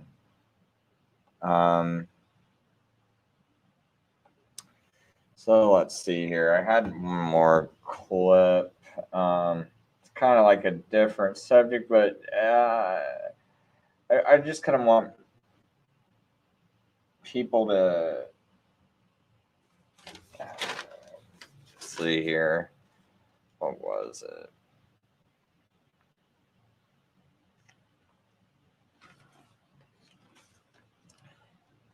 Oh, there's something about finance that I thought was like pretty interesting. I just wanted to play this clip at about the 20-minute mark. I just gotta find my show notes. Here it is: Central Bank Digital Currency Explained. But what's up?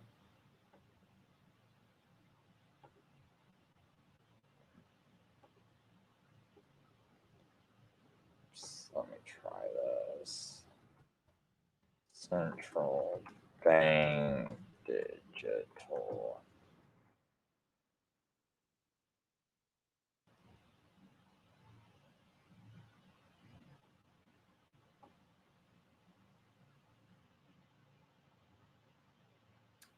I did not think all these would pop up.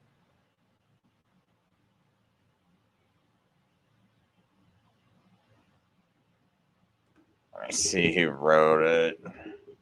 Just want to play I wrote down a note that I want to play around the 20-minute mark because there was something interesting.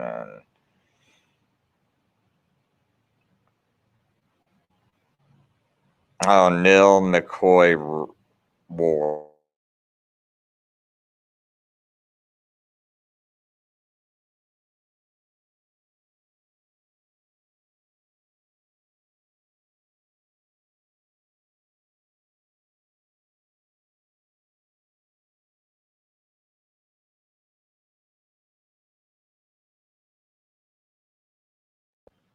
Sorry, man, Mike. I don't even know how that came unplugged, but there we go. Hopefully it wasn't unplugged the whole show. That'd be terrible.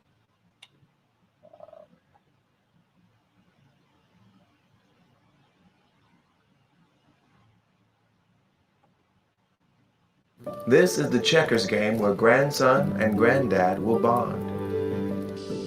I agree with you more than I can say. That this really is about control economy. There are cameras everywhere. They're recording everything that you're doing, and this would give them that much more control. Yeah, absolutely. They introduced the Fed Now accounts last year. They have these social credit scores, and everyone's trying to compete to have the best credit score and things like that. And this is one of my concerns with the CBDC, the central bank digital currency, as well as the UBI, which we're talking about. What if we go down this line that we've seen in other countries where they do have this social credit score now, they're doing these trials. What if you're not an upstanding citizen and your name gets put on one of those boards, if you've seen any of these documentaries or not? What if that happens to you and you don't get your UBI? It's hard for me to believe that not everybody is conscious. Look at all of the layers of insanity that's happening out there for everybody to see. It's not hidden anymore. So yeah, I mean, more and more people are becoming conscious of it. But a lot of the problem is that the people don't know what to do. Ladies and gentlemen, welcome back to part 2 of this fantastic discussion with Lynette Zhang from ITM Trading. She's the Chief Market Analyst since 2002, and she's been in this industry since 1964. I'm going to link part 1 of this fantastic interview below, which was about universal basic income. And this session, this segment today is all about CBDC, central bank digital currency. So welcome back, Lynette. Very happy to be here. One of my very favorite topics. Great. So this is, oh, thanks. So this is going to be a good one. And ladies and gentlemen, remember to click the like button and share these videos with anyone you think needs to see them. So I'm going to go into the first question then, and let me just pre-frame this. So we talked in part 1 about the mass job losses coming, which I do agree with. And again, I did a series on this, the Great Depression series, where electricity came in as well. So another video I did, electricity came in, the third industrial revolution actually caused a lot of job losses and people moved to other areas. What is a CBDC, central bank digital currency? Just for those people who have never really heard of it before, don't really know what it is. Well, it's still fiat money, which means government-based and government-backed money. But this time, instead of having physical bills as a representation of money, you will just have digital numbers in your account as a representation. But make no mistake about it, it doesn't change a thing. And as we've experienced historically, I mean, you and I have not lived, well, actually, I did live through it in 1971. I think you're a lot younger than I am. But, okay, but what they do, and frankly, one of my very favorite pieces by the International Monetary Fund, the IMF, is the piece they did in 2015, breaking below the lower zero bound. Because in that piece, they actually say, well, we know how to do this.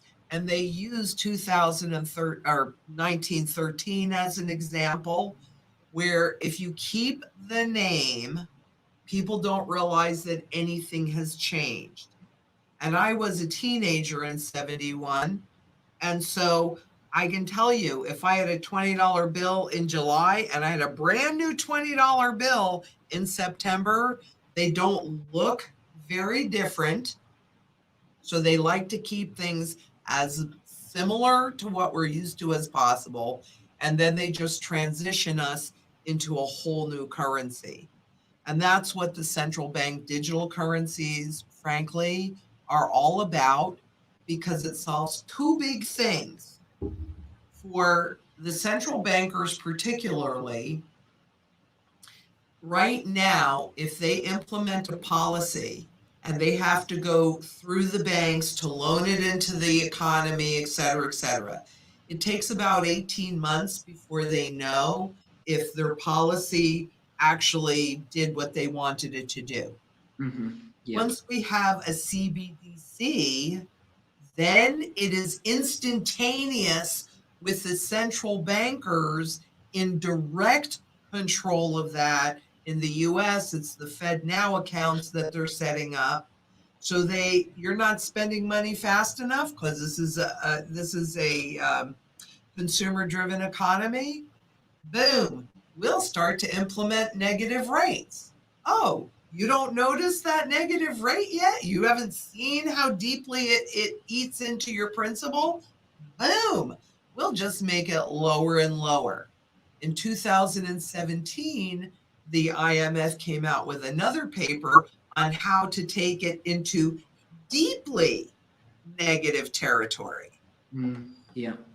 So I've actually read both of those papers, and it's quite staggering what's in there. I'd recommend everyone read those papers. Absolutely. Yeah. Read too. Yeah. So it sounds like you're talking about velocity of money there. Okay, so there's a couple points that I want to add, when she was talking. One, when she was describing the digital currency that these central banks want to roll out, the one difference is I could pay someone with $1 right now, and there's a way of, like, no one would really know. Like, if I gave someone $1, you would not know who I gave $1 to. Now, if I went and bought something at a store, you still wouldn't even know I bought something at a store. It might be recorded on the store's computer that something was purchased, and in their inventory, something was purchased, so they need to make an order to have something else trucked back into their store to replace that item I just took off their shelf with the same item. But that's about it. With the digital currency, there's going to be blockchain attached to all of it. So every time you'll know, because, okay, in Bitcoin, they got these things, something called like a dirty Bitcoin or whatever. Like, oh, this, if it came from China or this was purchased with it, and now you're trying to buy something else with this Bitcoin that was used to purchase something illegal, we won't accept it. Or if you got it from, destroying the environment from mining, or it came from China and China's doing something, well, we know it came from China, so this particular Bitcoin, we won't accept it. So people accept the other Bitcoins, with certain exchanges are being set up not to accept it. Now, so far, I to my knowledge, no exchange has ever been like, hey, here's $1 million worth of Bitcoin. Oh, I don't want it. I can trace its history. It did this, this, and this. But so that's the one thing about the digital currency that the dollar won't do. They'll know everywhere it came from. In fact, if you earned it in some way they don't want, and they can somehow figure that out by reading the blockchain, they don't have to accept it. Your money can become suddenly worthless. So that's one feature that can be put into a digital currency. Second of all, this whole thought of like central banking. Now, when I'm getting into all this like cryptocurrency and things like that and studying up on it, there's a lot of platform, because I got into it because I'm thinking freedom, decentralized means no government control, and privacy, because you can set up blockchain to create privacy. You can go through these certain avenues and it will help with privacy. But I also wonder if they're trying to figure out a way where they're doing the same thing with decentralization as they're doing with centralization. Meaning, I can control it all through central banking right now, but is there a way to where I can make it easier, more efficient, and have it decentralized? That means it's not going to one computer system or just a set few computers. Like, can I run a banking system using everybody else's computers and cell phones, not even using my own computer? I think that's what the central banks are thinking, and the governments of this world are thinking. How do I use decentralized technology to do the same thing I'm doing centralized right now, to have the same sort of control? So, that's one thing that I can see that how some of these decentralization applications can work, like they got this one called Golem, which is supposed to be a 10-year project.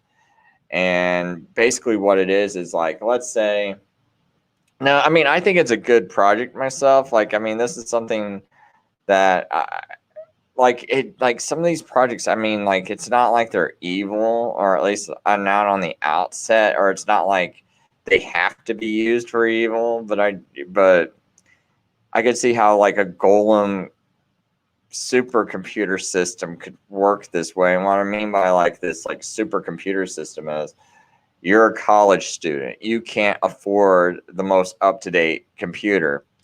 What this Golem blockchain is trying to figure out is like, okay, I got a computer here that's really good. Let's say, I got a computer here that's really good. Some college student needs to use a really computer. All he's got is a bad computer. But I'm going to go to sleep. I'm not using my computer. It's online and everything.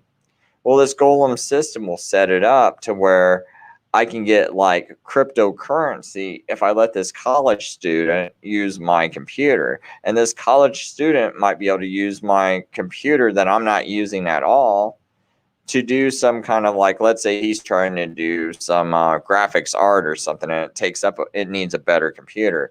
Well, he could just maybe pay pennies or dollars just to get on this Golem system, and he's using the processing power of my computer or whoever's computer to help process that graphics program that he needs to use so he can do his schoolwork, or she or whoever. So but I also see how this could be set up to where it's accomplishing, or you could set up something similar to it that could accomplish what a centralized banking solution and other centralized government solutions are right now, how you can have the same control but do it in a decentralized way. So I'm not going to go into all the things and details of it, but I just kind of see that kind of technological aspect coming to fruition. But I'm going to kind of fast forward because I wrote a note saying the 20-minute mark, but I don't know exactly where we're at on the 20-minute mark. So I think I'm going to play like maybe the 17-minute mark. Oh man, it's going to make me watch a commercial.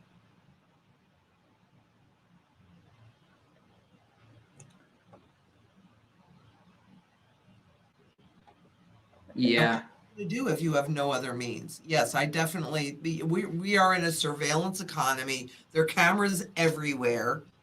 They're recording everything that you're doing, and this would give them that much more control. Yeah, absolutely. I agree. Yeah, which isn't a problem in a society where you have very good values, and people are good, they're honest, they're integral, they do the right thing, there's enough resources for everyone. That wouldn't necessarily be a problem if you have good gatekeepers. But we don't have good gatekeepers. We have, the worst gatekeepers imaginable right now. And some of the things that are coming through in policy are just outrageous, especially here in America. It's outrageous, some of the things I'm seeing. And I think that's one of my main concerns as well, is that the gatekeepers are going to have complete control over all of this. Mm-hmm. Yeah. Absolutely. And that it still goes back to, I mean, I ask people all the time, where were the holes in your life when this pandemic hit and the grocery store shelves were barren and everybody was freaking out? I was walking around my gardens, and frankly, I was able to help people. It didn't hurt me because I'd been preparing, and I didn't know it was going to be a pandemic, but that was just a teeny weeny taste. So I agree with you. I agree with you more than I can say, that this really is about control. And I've been watching this develop, as I'm sure you have, since 2008, and the banking system getting more and more and more and more narrow, and your choices becoming fewer and fewer and fewer and fewer until you have no choice, until you either do what they want. That's called nudging, by the way. They've been nudging us this whole time, but then they nudge you the way that they want you to walk. And if you don't if you're completely dependent upon them, you got to walk that way. Yeah. You want a mortgage? Oh, well, let me check your social credit score.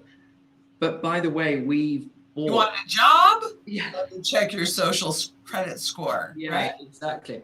Do you know, Lynette, when I flew over to the US, people can't believe this. They still can't believe it. They actually email saying, is that true what Neil said on this video?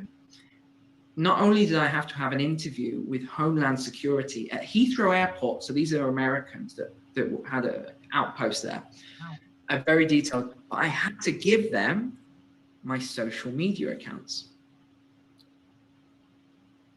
Yes. Wow. And they checked my social media accounts before I could. How long ago was that? I'm curious. That was February 18th or somewhere around there. A few days within that date is when I flew, and they wanted to check my social media accounts. So I went, oh, okay. So I quickly took a few of my videos and made them unlisted or private.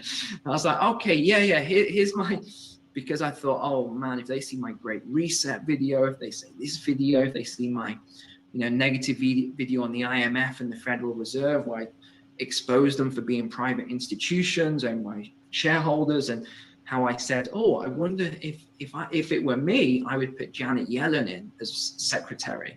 Oh, guess who goes in? The person that used to run the Federal Reserve. Shocker. Coincidence. And can we believe as well? She said to do all this new stimulus.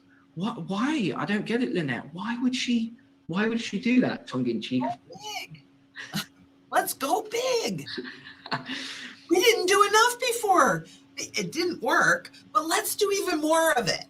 Oh, okay. Yeah, that makes a whole lot of sense. That's insanity, doing the same thing and expecting different results.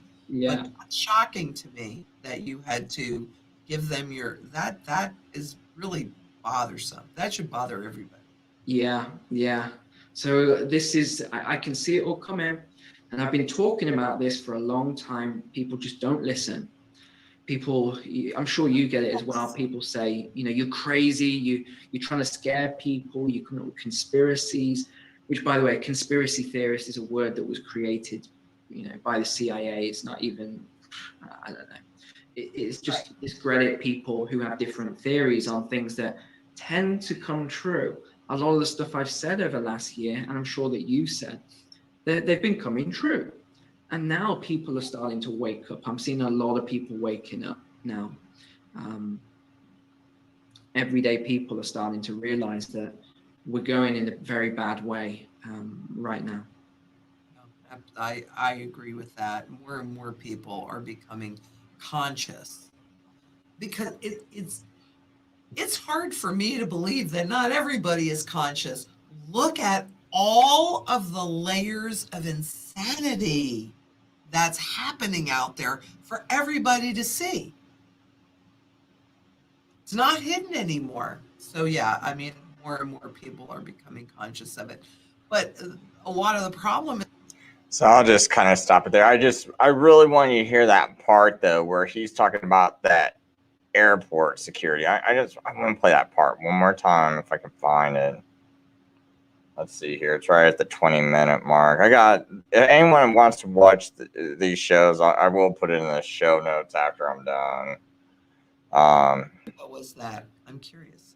That was February. Oops. Okay, I guess I gotta go back further. There, a few days within that date is when I flew. Credit score. Yeah, right? Exactly. Do you know, Lynette, when I flew over to the US, people can't believe this. They still can't believe it. They actually email saying, is that true what Neil said on this video?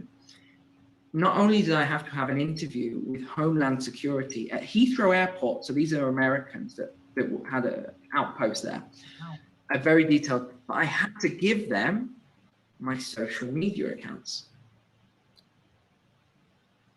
Yes. Wow. So you had to give him his social media accounts. I mean, I wanted people to hear this, man. Like, yeah, I feel like this is a pretty good show, a pretty decent show I've done. I think these are pretty good clips people need to hear. It's really sad I get banned so much. You know, I mean, this is more of the show I've been wanting to try to do. And it's like, and it would have ran a lot smoother if I didn't get banned so much. You know, because all this banning does, like I tell you people, I waste a lot of time trying to set up alternatives, and I don't know what everybody else is doing, but your little orange man Trump ain't doing nothing, man. I'm sitting here, you know, he's got advisors, everything. He can get a hold of me, you know. There's really no excuse that we got to put up with this. The only excuse is people not doing anything. The only excuse, you have for having to wear those masks is, when's the last time anyone's just, okay, because you only have to do this once a month. Just go to like your local Republican meeting, right? Once a month, get involved.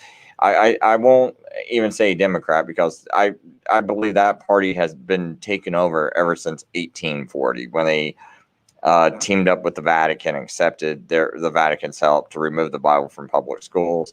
And then later on, you saw that the Democrat Party basically sided with the Vatican and with the South and dividing America in half. Okay, because I mean, there's a Catholic source that calls the South the Catholic Confederacy. Okay, there's lots of books written around the time of the American Civil War, where you can see it was like the Vatican had its hand all in it. Rome's responsibility for the assassination of Abraham Lincoln, written by Brigadier General Thomas Harris, who oversaw the trial of the people who conspired to kill Abraham Lincoln, said there was enough evidence to convict the Pope. That's why they had they ended diplomatic relations with the Vatican all up until Reagan got in office. And then Reagan removed these laws to reestablish diplomatic relations with the Vatican. So, but like people, like I do, just go to a meeting, voice some things. Yes, they're boring, but it's like 1 hour. You just go to the meeting, you make your presence felt. That way, like, let's say someone like me goes, okay, maybe you feel like you're not educated enough. Maybe you feel like it's boring. I do too. But see, I can't go just because of my job, man, and because of my religion. I'm kind of like, I don't know what other job to take that can pay me enough money to support my family, and where I can go to these things. I'd like to. I had a plan to, if I could have gotten enough views and could create an audience, but YouTube won't allow.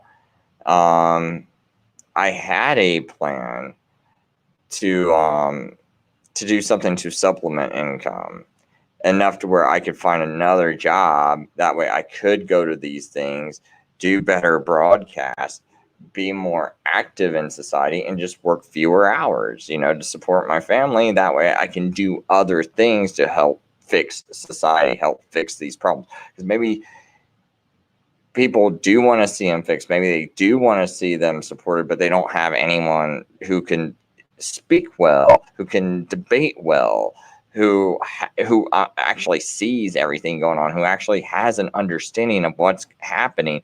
And when you start to call out these people, they'll use different tactics to try to call you, try to say like, oh, he's racist, he's bigoted, all these, they'll try to create all these straw man attacks. And some people, well, they may even see the things going on, they don't even know how to defend these attacks. Well, I can defend anything. I can run against anyone and beat them. My only problem is time.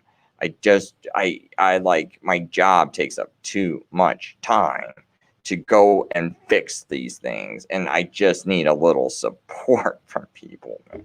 Just a little support, you know. And I'm not like the most perfect person, dude. Like, you know, I'm not trying to say like I'm a saint by any means or anything, dude. I'm just like some guy that's trying to help. You know, I got ideals that can work, and when you guys find people that are actually better than me, I'm gladly just step aside, let them do their thing, and I'll go back to working a regular job. You know, it's like, but until then, I say people just go to those meetings, try and just try to get involved. You know, I got involved a little bit, you know, just a little bit. You know, I managed to make it to like a few protests. I met a couple of people that were running for city council. I did what I could to promote them and with what little time I had, and donated to their campaign. Well, right now they both won a city council office, and someone's like, city council, that ain't nothing. Well, actually it is. Your city council can vote to go against your governor's mandates, because they're not laws, they're just mandates, and you don't have to obey them. But your city council is the one that's doing this to you. You see, until your governor makes it a law, your city council can be like, hey, this is stupid, and all of our people, I don't want this dude knocking on my door that lives like a block away from me, and I don't need to have like him and all of his buddies knocking at my door out in my lawn protesting, because that's all it takes, right? Like this guy, like I still haven't even had a chance to go down. This guy only lives a block away from me. I found out this new place I moved to. I found out where all my city council members live. One of them lives right in my own neighborhood. I can just walk down there, man, knock on his door. I'm like, hey, what's going on, man? And are you gonna do something? See, that's the thing with these city council members. They live next to you. You know, your mayor lives within your driving distance, right? You like these local officials, you can put pressure on them. But I'm kind of like disgusted with what little I see. I mean, look, you know, I was an essential worker that couldn't get my paycheck. Other people are actually getting paid, and they're just sitting around watching like dopey commentators on YouTube that have no plan, never tell you to even do anything. Like, yeah, go talk to your city council. How many have told you that? It's like, but no, I'll listen to him because he's like supports Trump. It's like, dude, it's come on, man.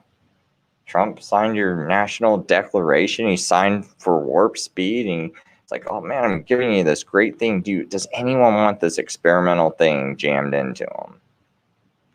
And all this dude had to do was don't show up for work in October, don't show up for work in July. The 2 times when you renewed it, just go play golf the whole month, and the world would be better. So see that when people say, oh, he was working so hard, and have these videos where Trump's got his tie, and he's got his like collar undone, he's got his tie, and they make it look like he just, oh man, I just had a day fighting the deep state. Oh, it was brutal. And you see him walking in slow motion, and that's what they try to portray. But dude, you could fix things. Go play golf. Don't show up for work this month when you're supposed to sign that. Don't show up. Don't talk to anyone. Don't answer your phone. Just go play golf, and it goes away. Look, I could be a better president, man. I mean, vote for me, dude. I'm 46 years old. I'll be 50 by the time 2024 comes around. Don't be voting for Trump, dude. You can vote for me. I'm a Republican. I vote in the primaries. I don't vote in the election sometimes, because sometimes my primary candidates don't win, and the guys who I want to win don't win. I don't vote, man. It's like, so, you know, like I definitely didn't have a presidential candidate I knew of that I wanted to vote for. Not this year. What you gonna do, you know? Because I mean, there might have been some like little independent guy that I don't know about, but You know, as far as like Trump and Biden, you know, let's be honest, it's the same people, same person, you know. And people want to talk stuff about China and China Joe and all this other stuff. Well, that's kind of ridiculous and stupid in my opinion, because people want to bash China, right? About all these like human atrocities going on. Oh, this and oh, China that. Okay, well, we got the Vatican and Philadelphia Police Department, Pennsylvania Police Department covering up child pedophilia, right? All working together, Catholic Church and Police Department in Pennsylvania, all working together to cover up pedophilia. But yeah, we're gonna go yell at China. Look what you're doing. Like, dude, I'm seeing like people in the streets like shooting up drugs and all over the place, and you know, all this mess, and you're gonna like throw, you know, like what America needs to do: take the log out of your eyes before you start worrying about China and the Middle East and all this. Take the log out of your own eyes, like when you're doing nuclear testing on Bikini Island, but then you know, on people. And then you're going to be like, oh, China, that's no, take the log out of your own eye. And then you can take the speck out of your brother's eye, right? You do that first. You don't sit there and bash China when you got your eyes are just full of logs. Get out of here, man. And I guess one last thing I'll leave people with. Where is it? Oh, yeah, here it is. I'll just last clip I'll play. It's called Microsoft's latest propaganda for school children. I'll just leave you off with this. Probably get me a ban, but that's why I am the most banned YouTuber that I know of. You know, I mean, I know other guys that do it, but you also do like 5-7 shows a week, man. It's like I've been banned ridiculous amounts. So it's like I've never been able to have a monetized channel because I've gotten banned. I've seen other people have monetized channels. Like your channel actually has gotten monetized at some point. You know, my channel, as soon as monetization ever exists on YouTube, it was maybe about a month. And think about this, you know, I just, you know, it's like I have kids, I'm working 60 hours a week, I can barely do shows, you know, I can barely get in a show a month at the time. And as soon as monetization came around, I criticized an airstrike. And I got booted off of YouTube. Oh, hey, it's always sunny in Portlandia. Thank you. Oh, yeah. There we go. There we go. There's never been anything like this virus in our lifetime. Often, it's hard to see the effects it's having on our children. Has this conversation taken place in your home? Mom, I'm scared about going back to school. I don't want to get sick, and I don't want to get you and Dad sick. Our scientists tell us there are 3 things we must do to stay safe. Wear masks, make sure we social distance, and wash our hands. And now, your school, with the help of Microsoft Corporation, has created another. Introducing Daily Pass, your exclusive ticket for safely going back to school. Each week, you can schedule your free on-campus COVID test. The results are displayed in your Daily Pass. And if you choose to take your test off campus, you can post the results in your Daily Pass. And the moment vaccinations are available, you'll simply be able to schedule yours through your Daily Pass. But the real magic is your daily health check. Just answer a few simple health questions every day, and like magic, your entrance ticket appears.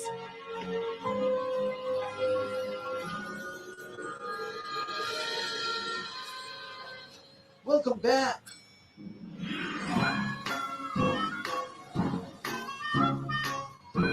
Welcome to school.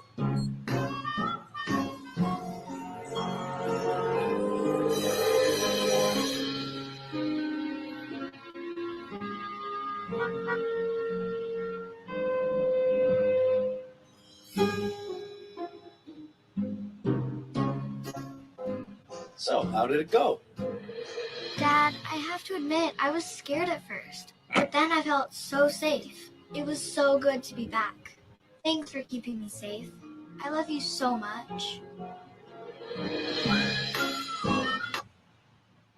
Boy, oh boy.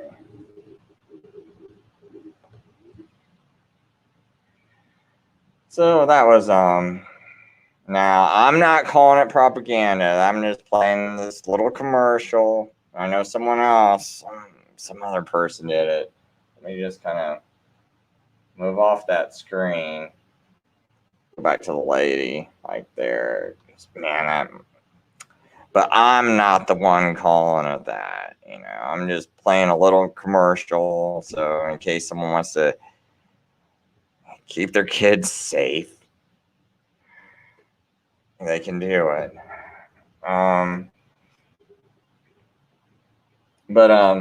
Yeah, you know, Sonny in Portlandia says, you know, free the Uyghur people and the genocide. You know, see, one of the interesting things about that is when I'm looking into it, because I look into things with the open mind, dude. I mean, I got a government that I think lies to me a lot, you know, and I see my own government, the USA government, doing things like nuclear testing on Bikini Island. I see them allowing children to eat radioactive cornflakes. Like, what was that? We had that experiment where we were letting retarded children eat radioactive cornflakes. We let retarded children eat fecal matter to test hepatitis on them, right? We done things like we let black people get syphilis, you know, from the Tuskegee experiments. But we're not taking those logs out of our own eyes. We're just criticizing China, right? And I'm not trying to slam anyone that says, you know, free the Uyghur people. But what I'm saying is, when I go look into it, there's two sides. You know, there's one side saying, oh, this, and then, you know, then there, you know, and then China, you know, when I'm like looking at some of these other videos, it looks like, you know, these aren't like terrible camps. You know, it's, you know, you got people that are taught one thing, and it, like, to me, it's like China seems like they had problems with these people doing like terrorist acts and things like that. You know, now I don't know. You know, I don't know the whole truth. I'm just saying, you know, these are two sides. You know, one side's like, oh no, they're just like nice Muslims and everything. You know, and China actually allows a lot of mosques to be built in China. I think they're like, I don't know if I'm wrong, but I don't know where to find the statistic, but I heard that they have more mosque in China than anywhere else, any other country. So, and then that's like, I also hear that, you know, they got a problem with the Uyghurs and terrorism and things like that. I don't know these things for sure. But when I'm looking at it, you know, and I look at these internment camps or these like re-education camps, it didn't look like something cruel to me. But maybe, you know, that's just China just showing something, you know, and maybe that's not how it is, and they're just having like this like you know, nice looking place, but in actuality, it's like some dungeon, you know, that they're actually putting people in and beating them, but it just, I don't know, man. It didn't come across it when I was looking into it. But like, all I'm saying is, I just want all the law. I want the United States to fix their problems. Like, we got a lot of children that are being used in pedophilia. We got a lot of trafficking going on with, you know, young girls, children, and that sort of thing. I like to see that fixed. You know, we got a lot of crookedness going on with our own politicians. I'd like to see that fixed. And then we're going to criticize, you know, other countries about freedom of speech. What are we doing here, you know, on our social media that's supported by our own CIA, which is controlled by the Vatican? You know, we're letting all this happen and we're criticizing other countries, you know. Oh, hey, you know, let's bomb this country because we want democracy. But are you sure that the elections here are fair and equal and everything's on the up and up? But no, let's sign your kids up to have their, and they might come back maimed, and we're going to bomb some country for whatever reason, probably because we fucking funded. Are you kidding me? There is something weird going on with my internet. I must have hit a nerve on what I was saying. But look, this is just my thoughts. Like, I'm not saying I'm 100% right. You're not allowed to say that in America. But you know what? You're not even allowed to say this is all my opinion. Because if you say this is just all my opinion, that can get you in trouble. You just saying, oh yeah, I was just thinking this. But did the government approve of what you're thinking? Well, I didn't ask the government. No, it's not even so much that. It's did the government approve of you speaking? Oh, the CIA didn't, the Vatican didn't. Well, we're going to censor you then, because that's how it works. So I'll just kind of leave it at that. I'm going to end my show there because it looks like from some of the what do you call that, stats as I'm broadcasting, they're kind of acting a bit funky right now. So I'm wondering, is that because I kind of crossed into a particular territory that's supposed to be off limits? Yeah, but anyway, like I said, we don't even know if our own elections are fair, if we even have democracy here. It looks like, both parties are controlled. It looks like our media is controlled, and we're going to go bomb other countries and give them democracy, even though us as Americans, we can't even have our own democracy here. Now, and look, this is not something that says, Trump was ripped off. And dude, my personal opinion is maybe the majority of people who voted might have wanted Trump in there. But I think Trump was in on the whole thing and doesn't really care. I think he was selected, and it's just a selection.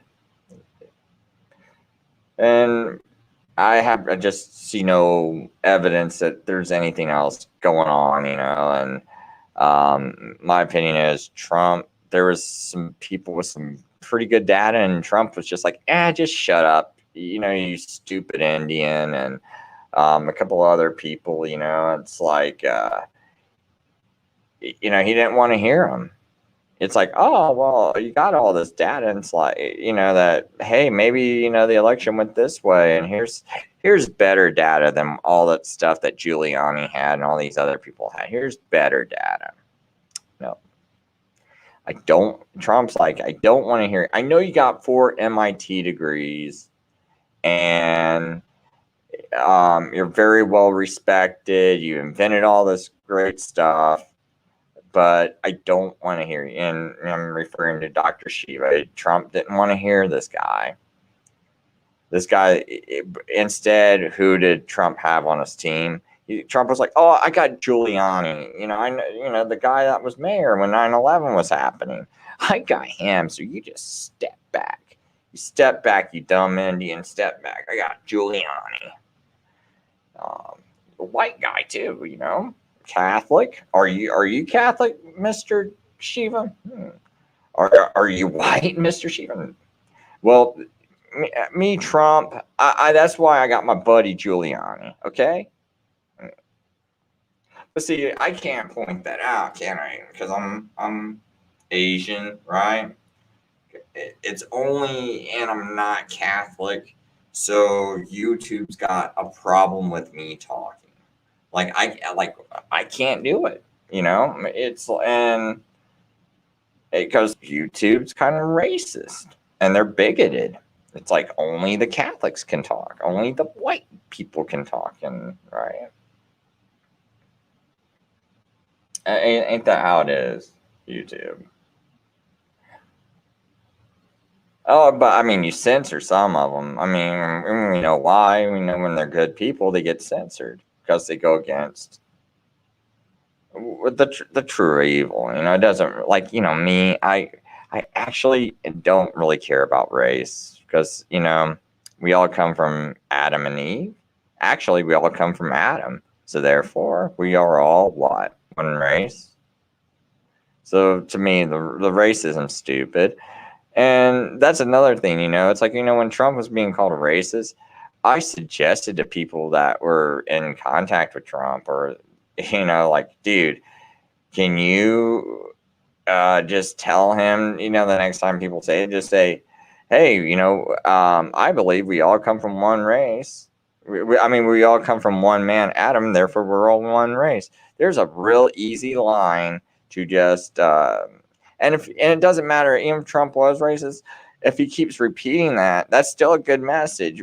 Either way it goes, whether you believe it or not, whether he believes it or not, just saying it, that should have some good effects, you know. And but the thing is, it's like you don't even want to take like something very good biblical because you're supposed to be this. God sent me and to free the people. You know, wasn't that how all these like false prophet Christians are pushing Trump out as, you know, our little Messiah? Or our big fat Messiah, I guess. So that's why he's not really a little guy, is he? Isn't he like something like 6'3" and fat? So it's our big fat Messiah, orange Messiah. But anyway, guess that's it. You know, I'll leave this show that like this, and I think I got most of the things I wanted to talk about. You know, I would like to talk about Uncle Tom's Cabin at some point, but I don't want this show to go too much longer than 2 hours. I actually am going to try my hardest to keep it under an hour and a half or less for future shows. But at some point, I do want to talk about Uncle Tom's Cabin, and then, you know, just a person being called Uncle Tom. You know, should that be considered an insult? And why was it ever? What ever made it an insult?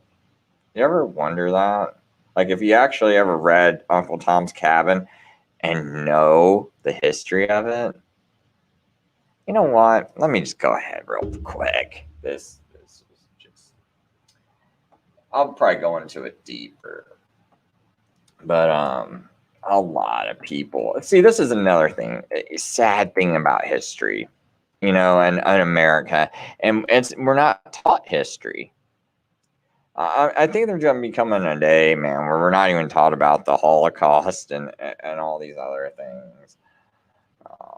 Uncle Tom's Cabin. I just want kind of like a real quick. Okay. Uncle Tom's Cabin, or Life Among the Lowly, is an anti-slavery novel by American author Harriet Beecher Stowe. Published in 1852, the novel had a profound effect on attitudes towards African Americans and slavery in the U.S. and is said to have helped lay the groundwork for the Civil War. Okay.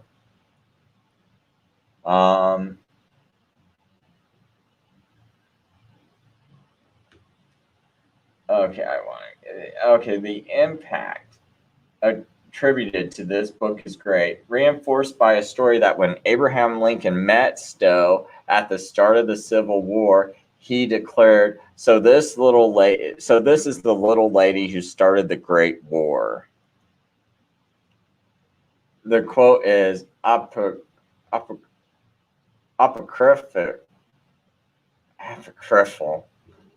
It did not appear in print until 1896. So this is just kind of a story, basically. It's not saying that that it actually existed, is what I'm guessing. But a lot of people did believe, you know, whether Lincoln said this or not, a lot of people would have said, you know, it's like an accurate sentiment, you know.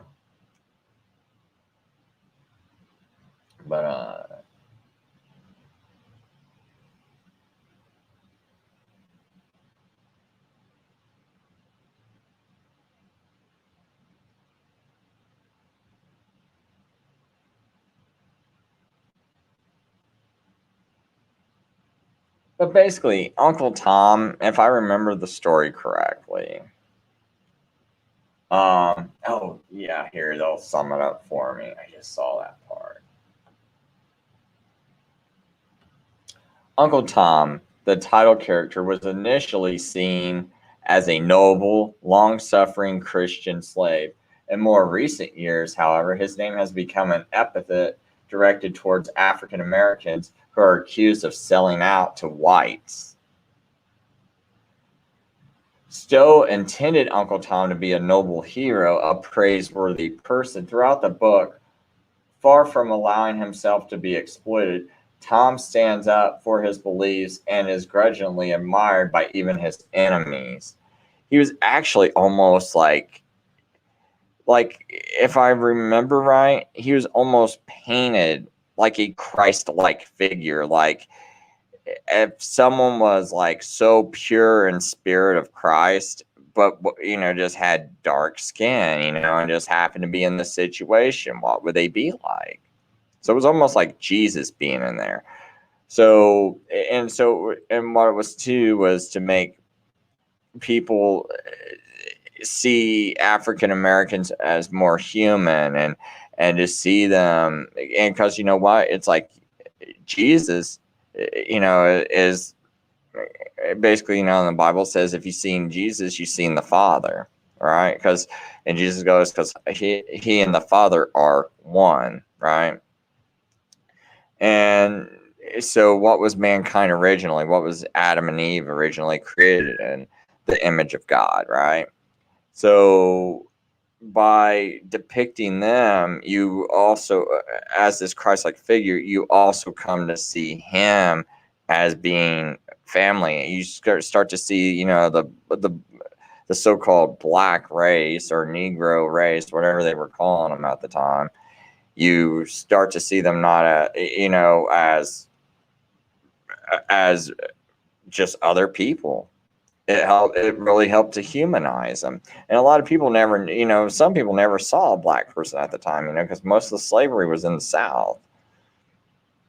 So anyway, so you know, my whole thinking too is the reason why Uncle Tom got kind of called a negative thing is Southerners realized that this book might have helped cause the Civil War for the reasons I just stated, because it made the slaves made them more humane in their eyes. So it made people not like slavery. It made people even more against it. There was already plenty of people against slavery, but this made them even more so, because now you had an easier way of, you had a book that helped a lot of people idealize a better way to communicate, you know, what they should be feeling towards them. And so these Southerners who are angry, you know, they'd see, you know, they'd start going, oh, aren't you an Uncle Tom? You know, because they were kind of mad, you know. And so I think they started saying it in a derogatory way because they hated the book. And so some of these, and I don't think all black people knew what this book was, you know. So they're just hearing Uncle Tom, and they're thinking, and they hear this white person say it in such a bad way, they take it as a slur. Because if I'm like, oh, you know, what are you like? You think you're like some, or you know, well, aren't you like Mike Tyson or something? Or, you know, it's like, and if I say it in such a, like, if I said it in such a way where, and you didn't even know who he was, and it's like, I made it sound like something horrible, and I had that kind of inflection in it, you'd be like, oh, well, gosh, man, Uncle Tom, you know, I think that's kind of what it also too, you know, it kind of, because I mean, actually, it shouldn't be considered like a bad thing, but you can say that to someone, and instead of someone turning around, you know, a black person, if they got caught, they should be like, oh man, thanks. You know, they should turn it around on it, not go, oh, I'm gonna fight you and beat you up. You should just turn it around on the person and be like, oh, thanks, man. You kind of see me as that? That's good, man. I feel, wow. Wow, man. I feel good.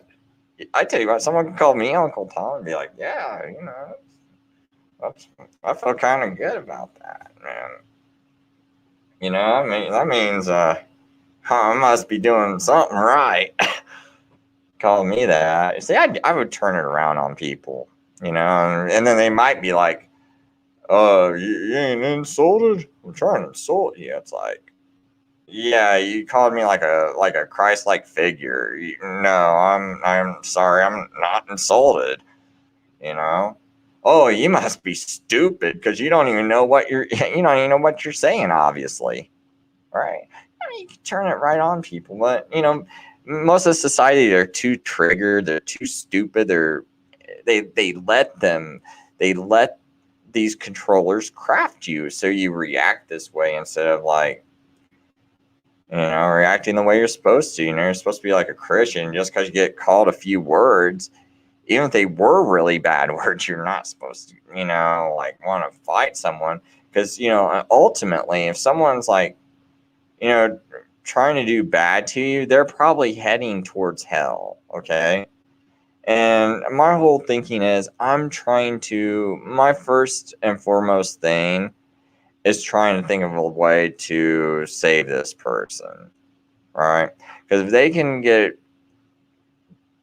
they can come back into a relationship with God, I bet you they don't want to do evil things. You know, if there's something they were going to do that was evil to me, I bet you if I can help them get back into proper mind, and which, you know, help them have a restored relationship with God, they might not want to do this evil, right? You know, like what I said earlier, you know. So, I mean, I try to think of things in that perspective. You know, I try not to just, you know, react. I mean, hey, you know what? Every once in a while, you know, I'm like asleep. Um, you know, other things going on, and then someone wants to pile one more thing on me. You know, it's like, not do I always respond perfectly? No, but I try. Okay, it's like I try to keep that in mind. I try ultimately, you know, and sometimes when I do snap back, it's at one level, but I don't ever like, you know, throw punches. It's always like when I do snap back, I pretty much always have a bigger picture.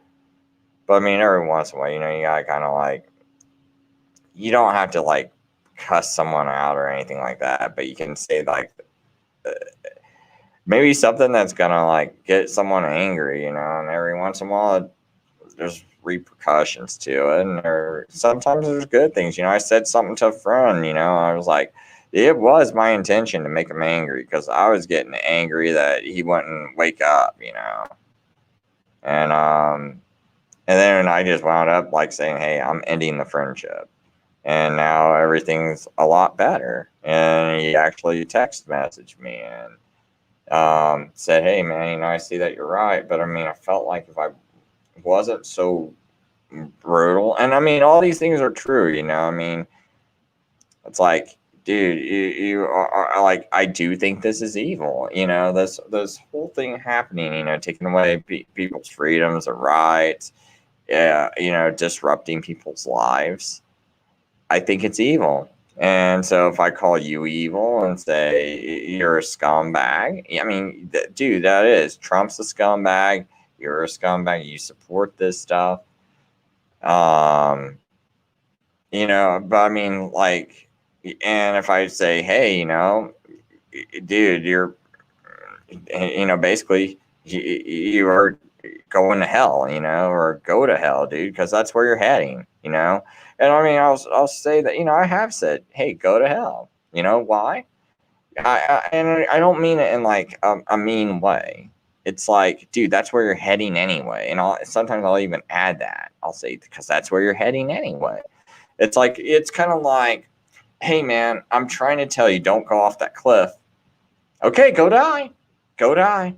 Because you want to keep walking. You keep walking more and more towards that edge. I keep telling you to stop. And I'm like, okay, go die. Go off the cliff.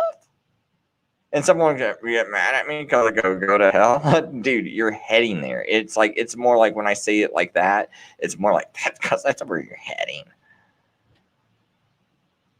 Dude, I mean, you know, you just turn off, you know, logic and reasoning and get stubborn in your ways, dude. I mean, a lot of times, and you don't want to listen to people, it can lead you to a bad direction if you want to be stubborn. So anyway, that's it. Thanks for listening. Hope the show was good. It turned out better than I thought, to be honest. Like, I'm kind of like just finding little parts in the video that I actually want to find, and found them quick. Had found the videos fairly quick, and everything went together real nice. It was almost magical, and I thought about praying for a show. So maybe that's because, you know, I thought about, oh, maybe I should start praying before I do a show, and I probably should, you know. And maybe because I was like having all these like deep thoughts, and maybe that's part of the reason why the show turned out that way, because I was actually very mindful in that thinking, you know, and trying to straighten out my mind, because I knew my earlier shows I was trying to do today were not working. I think I had my mind more straight, more in line with God, and more focused on God, and so maybe that's why it kind of like magically turned out better. And anyway, thanks for listening. Hope you liked it, and later.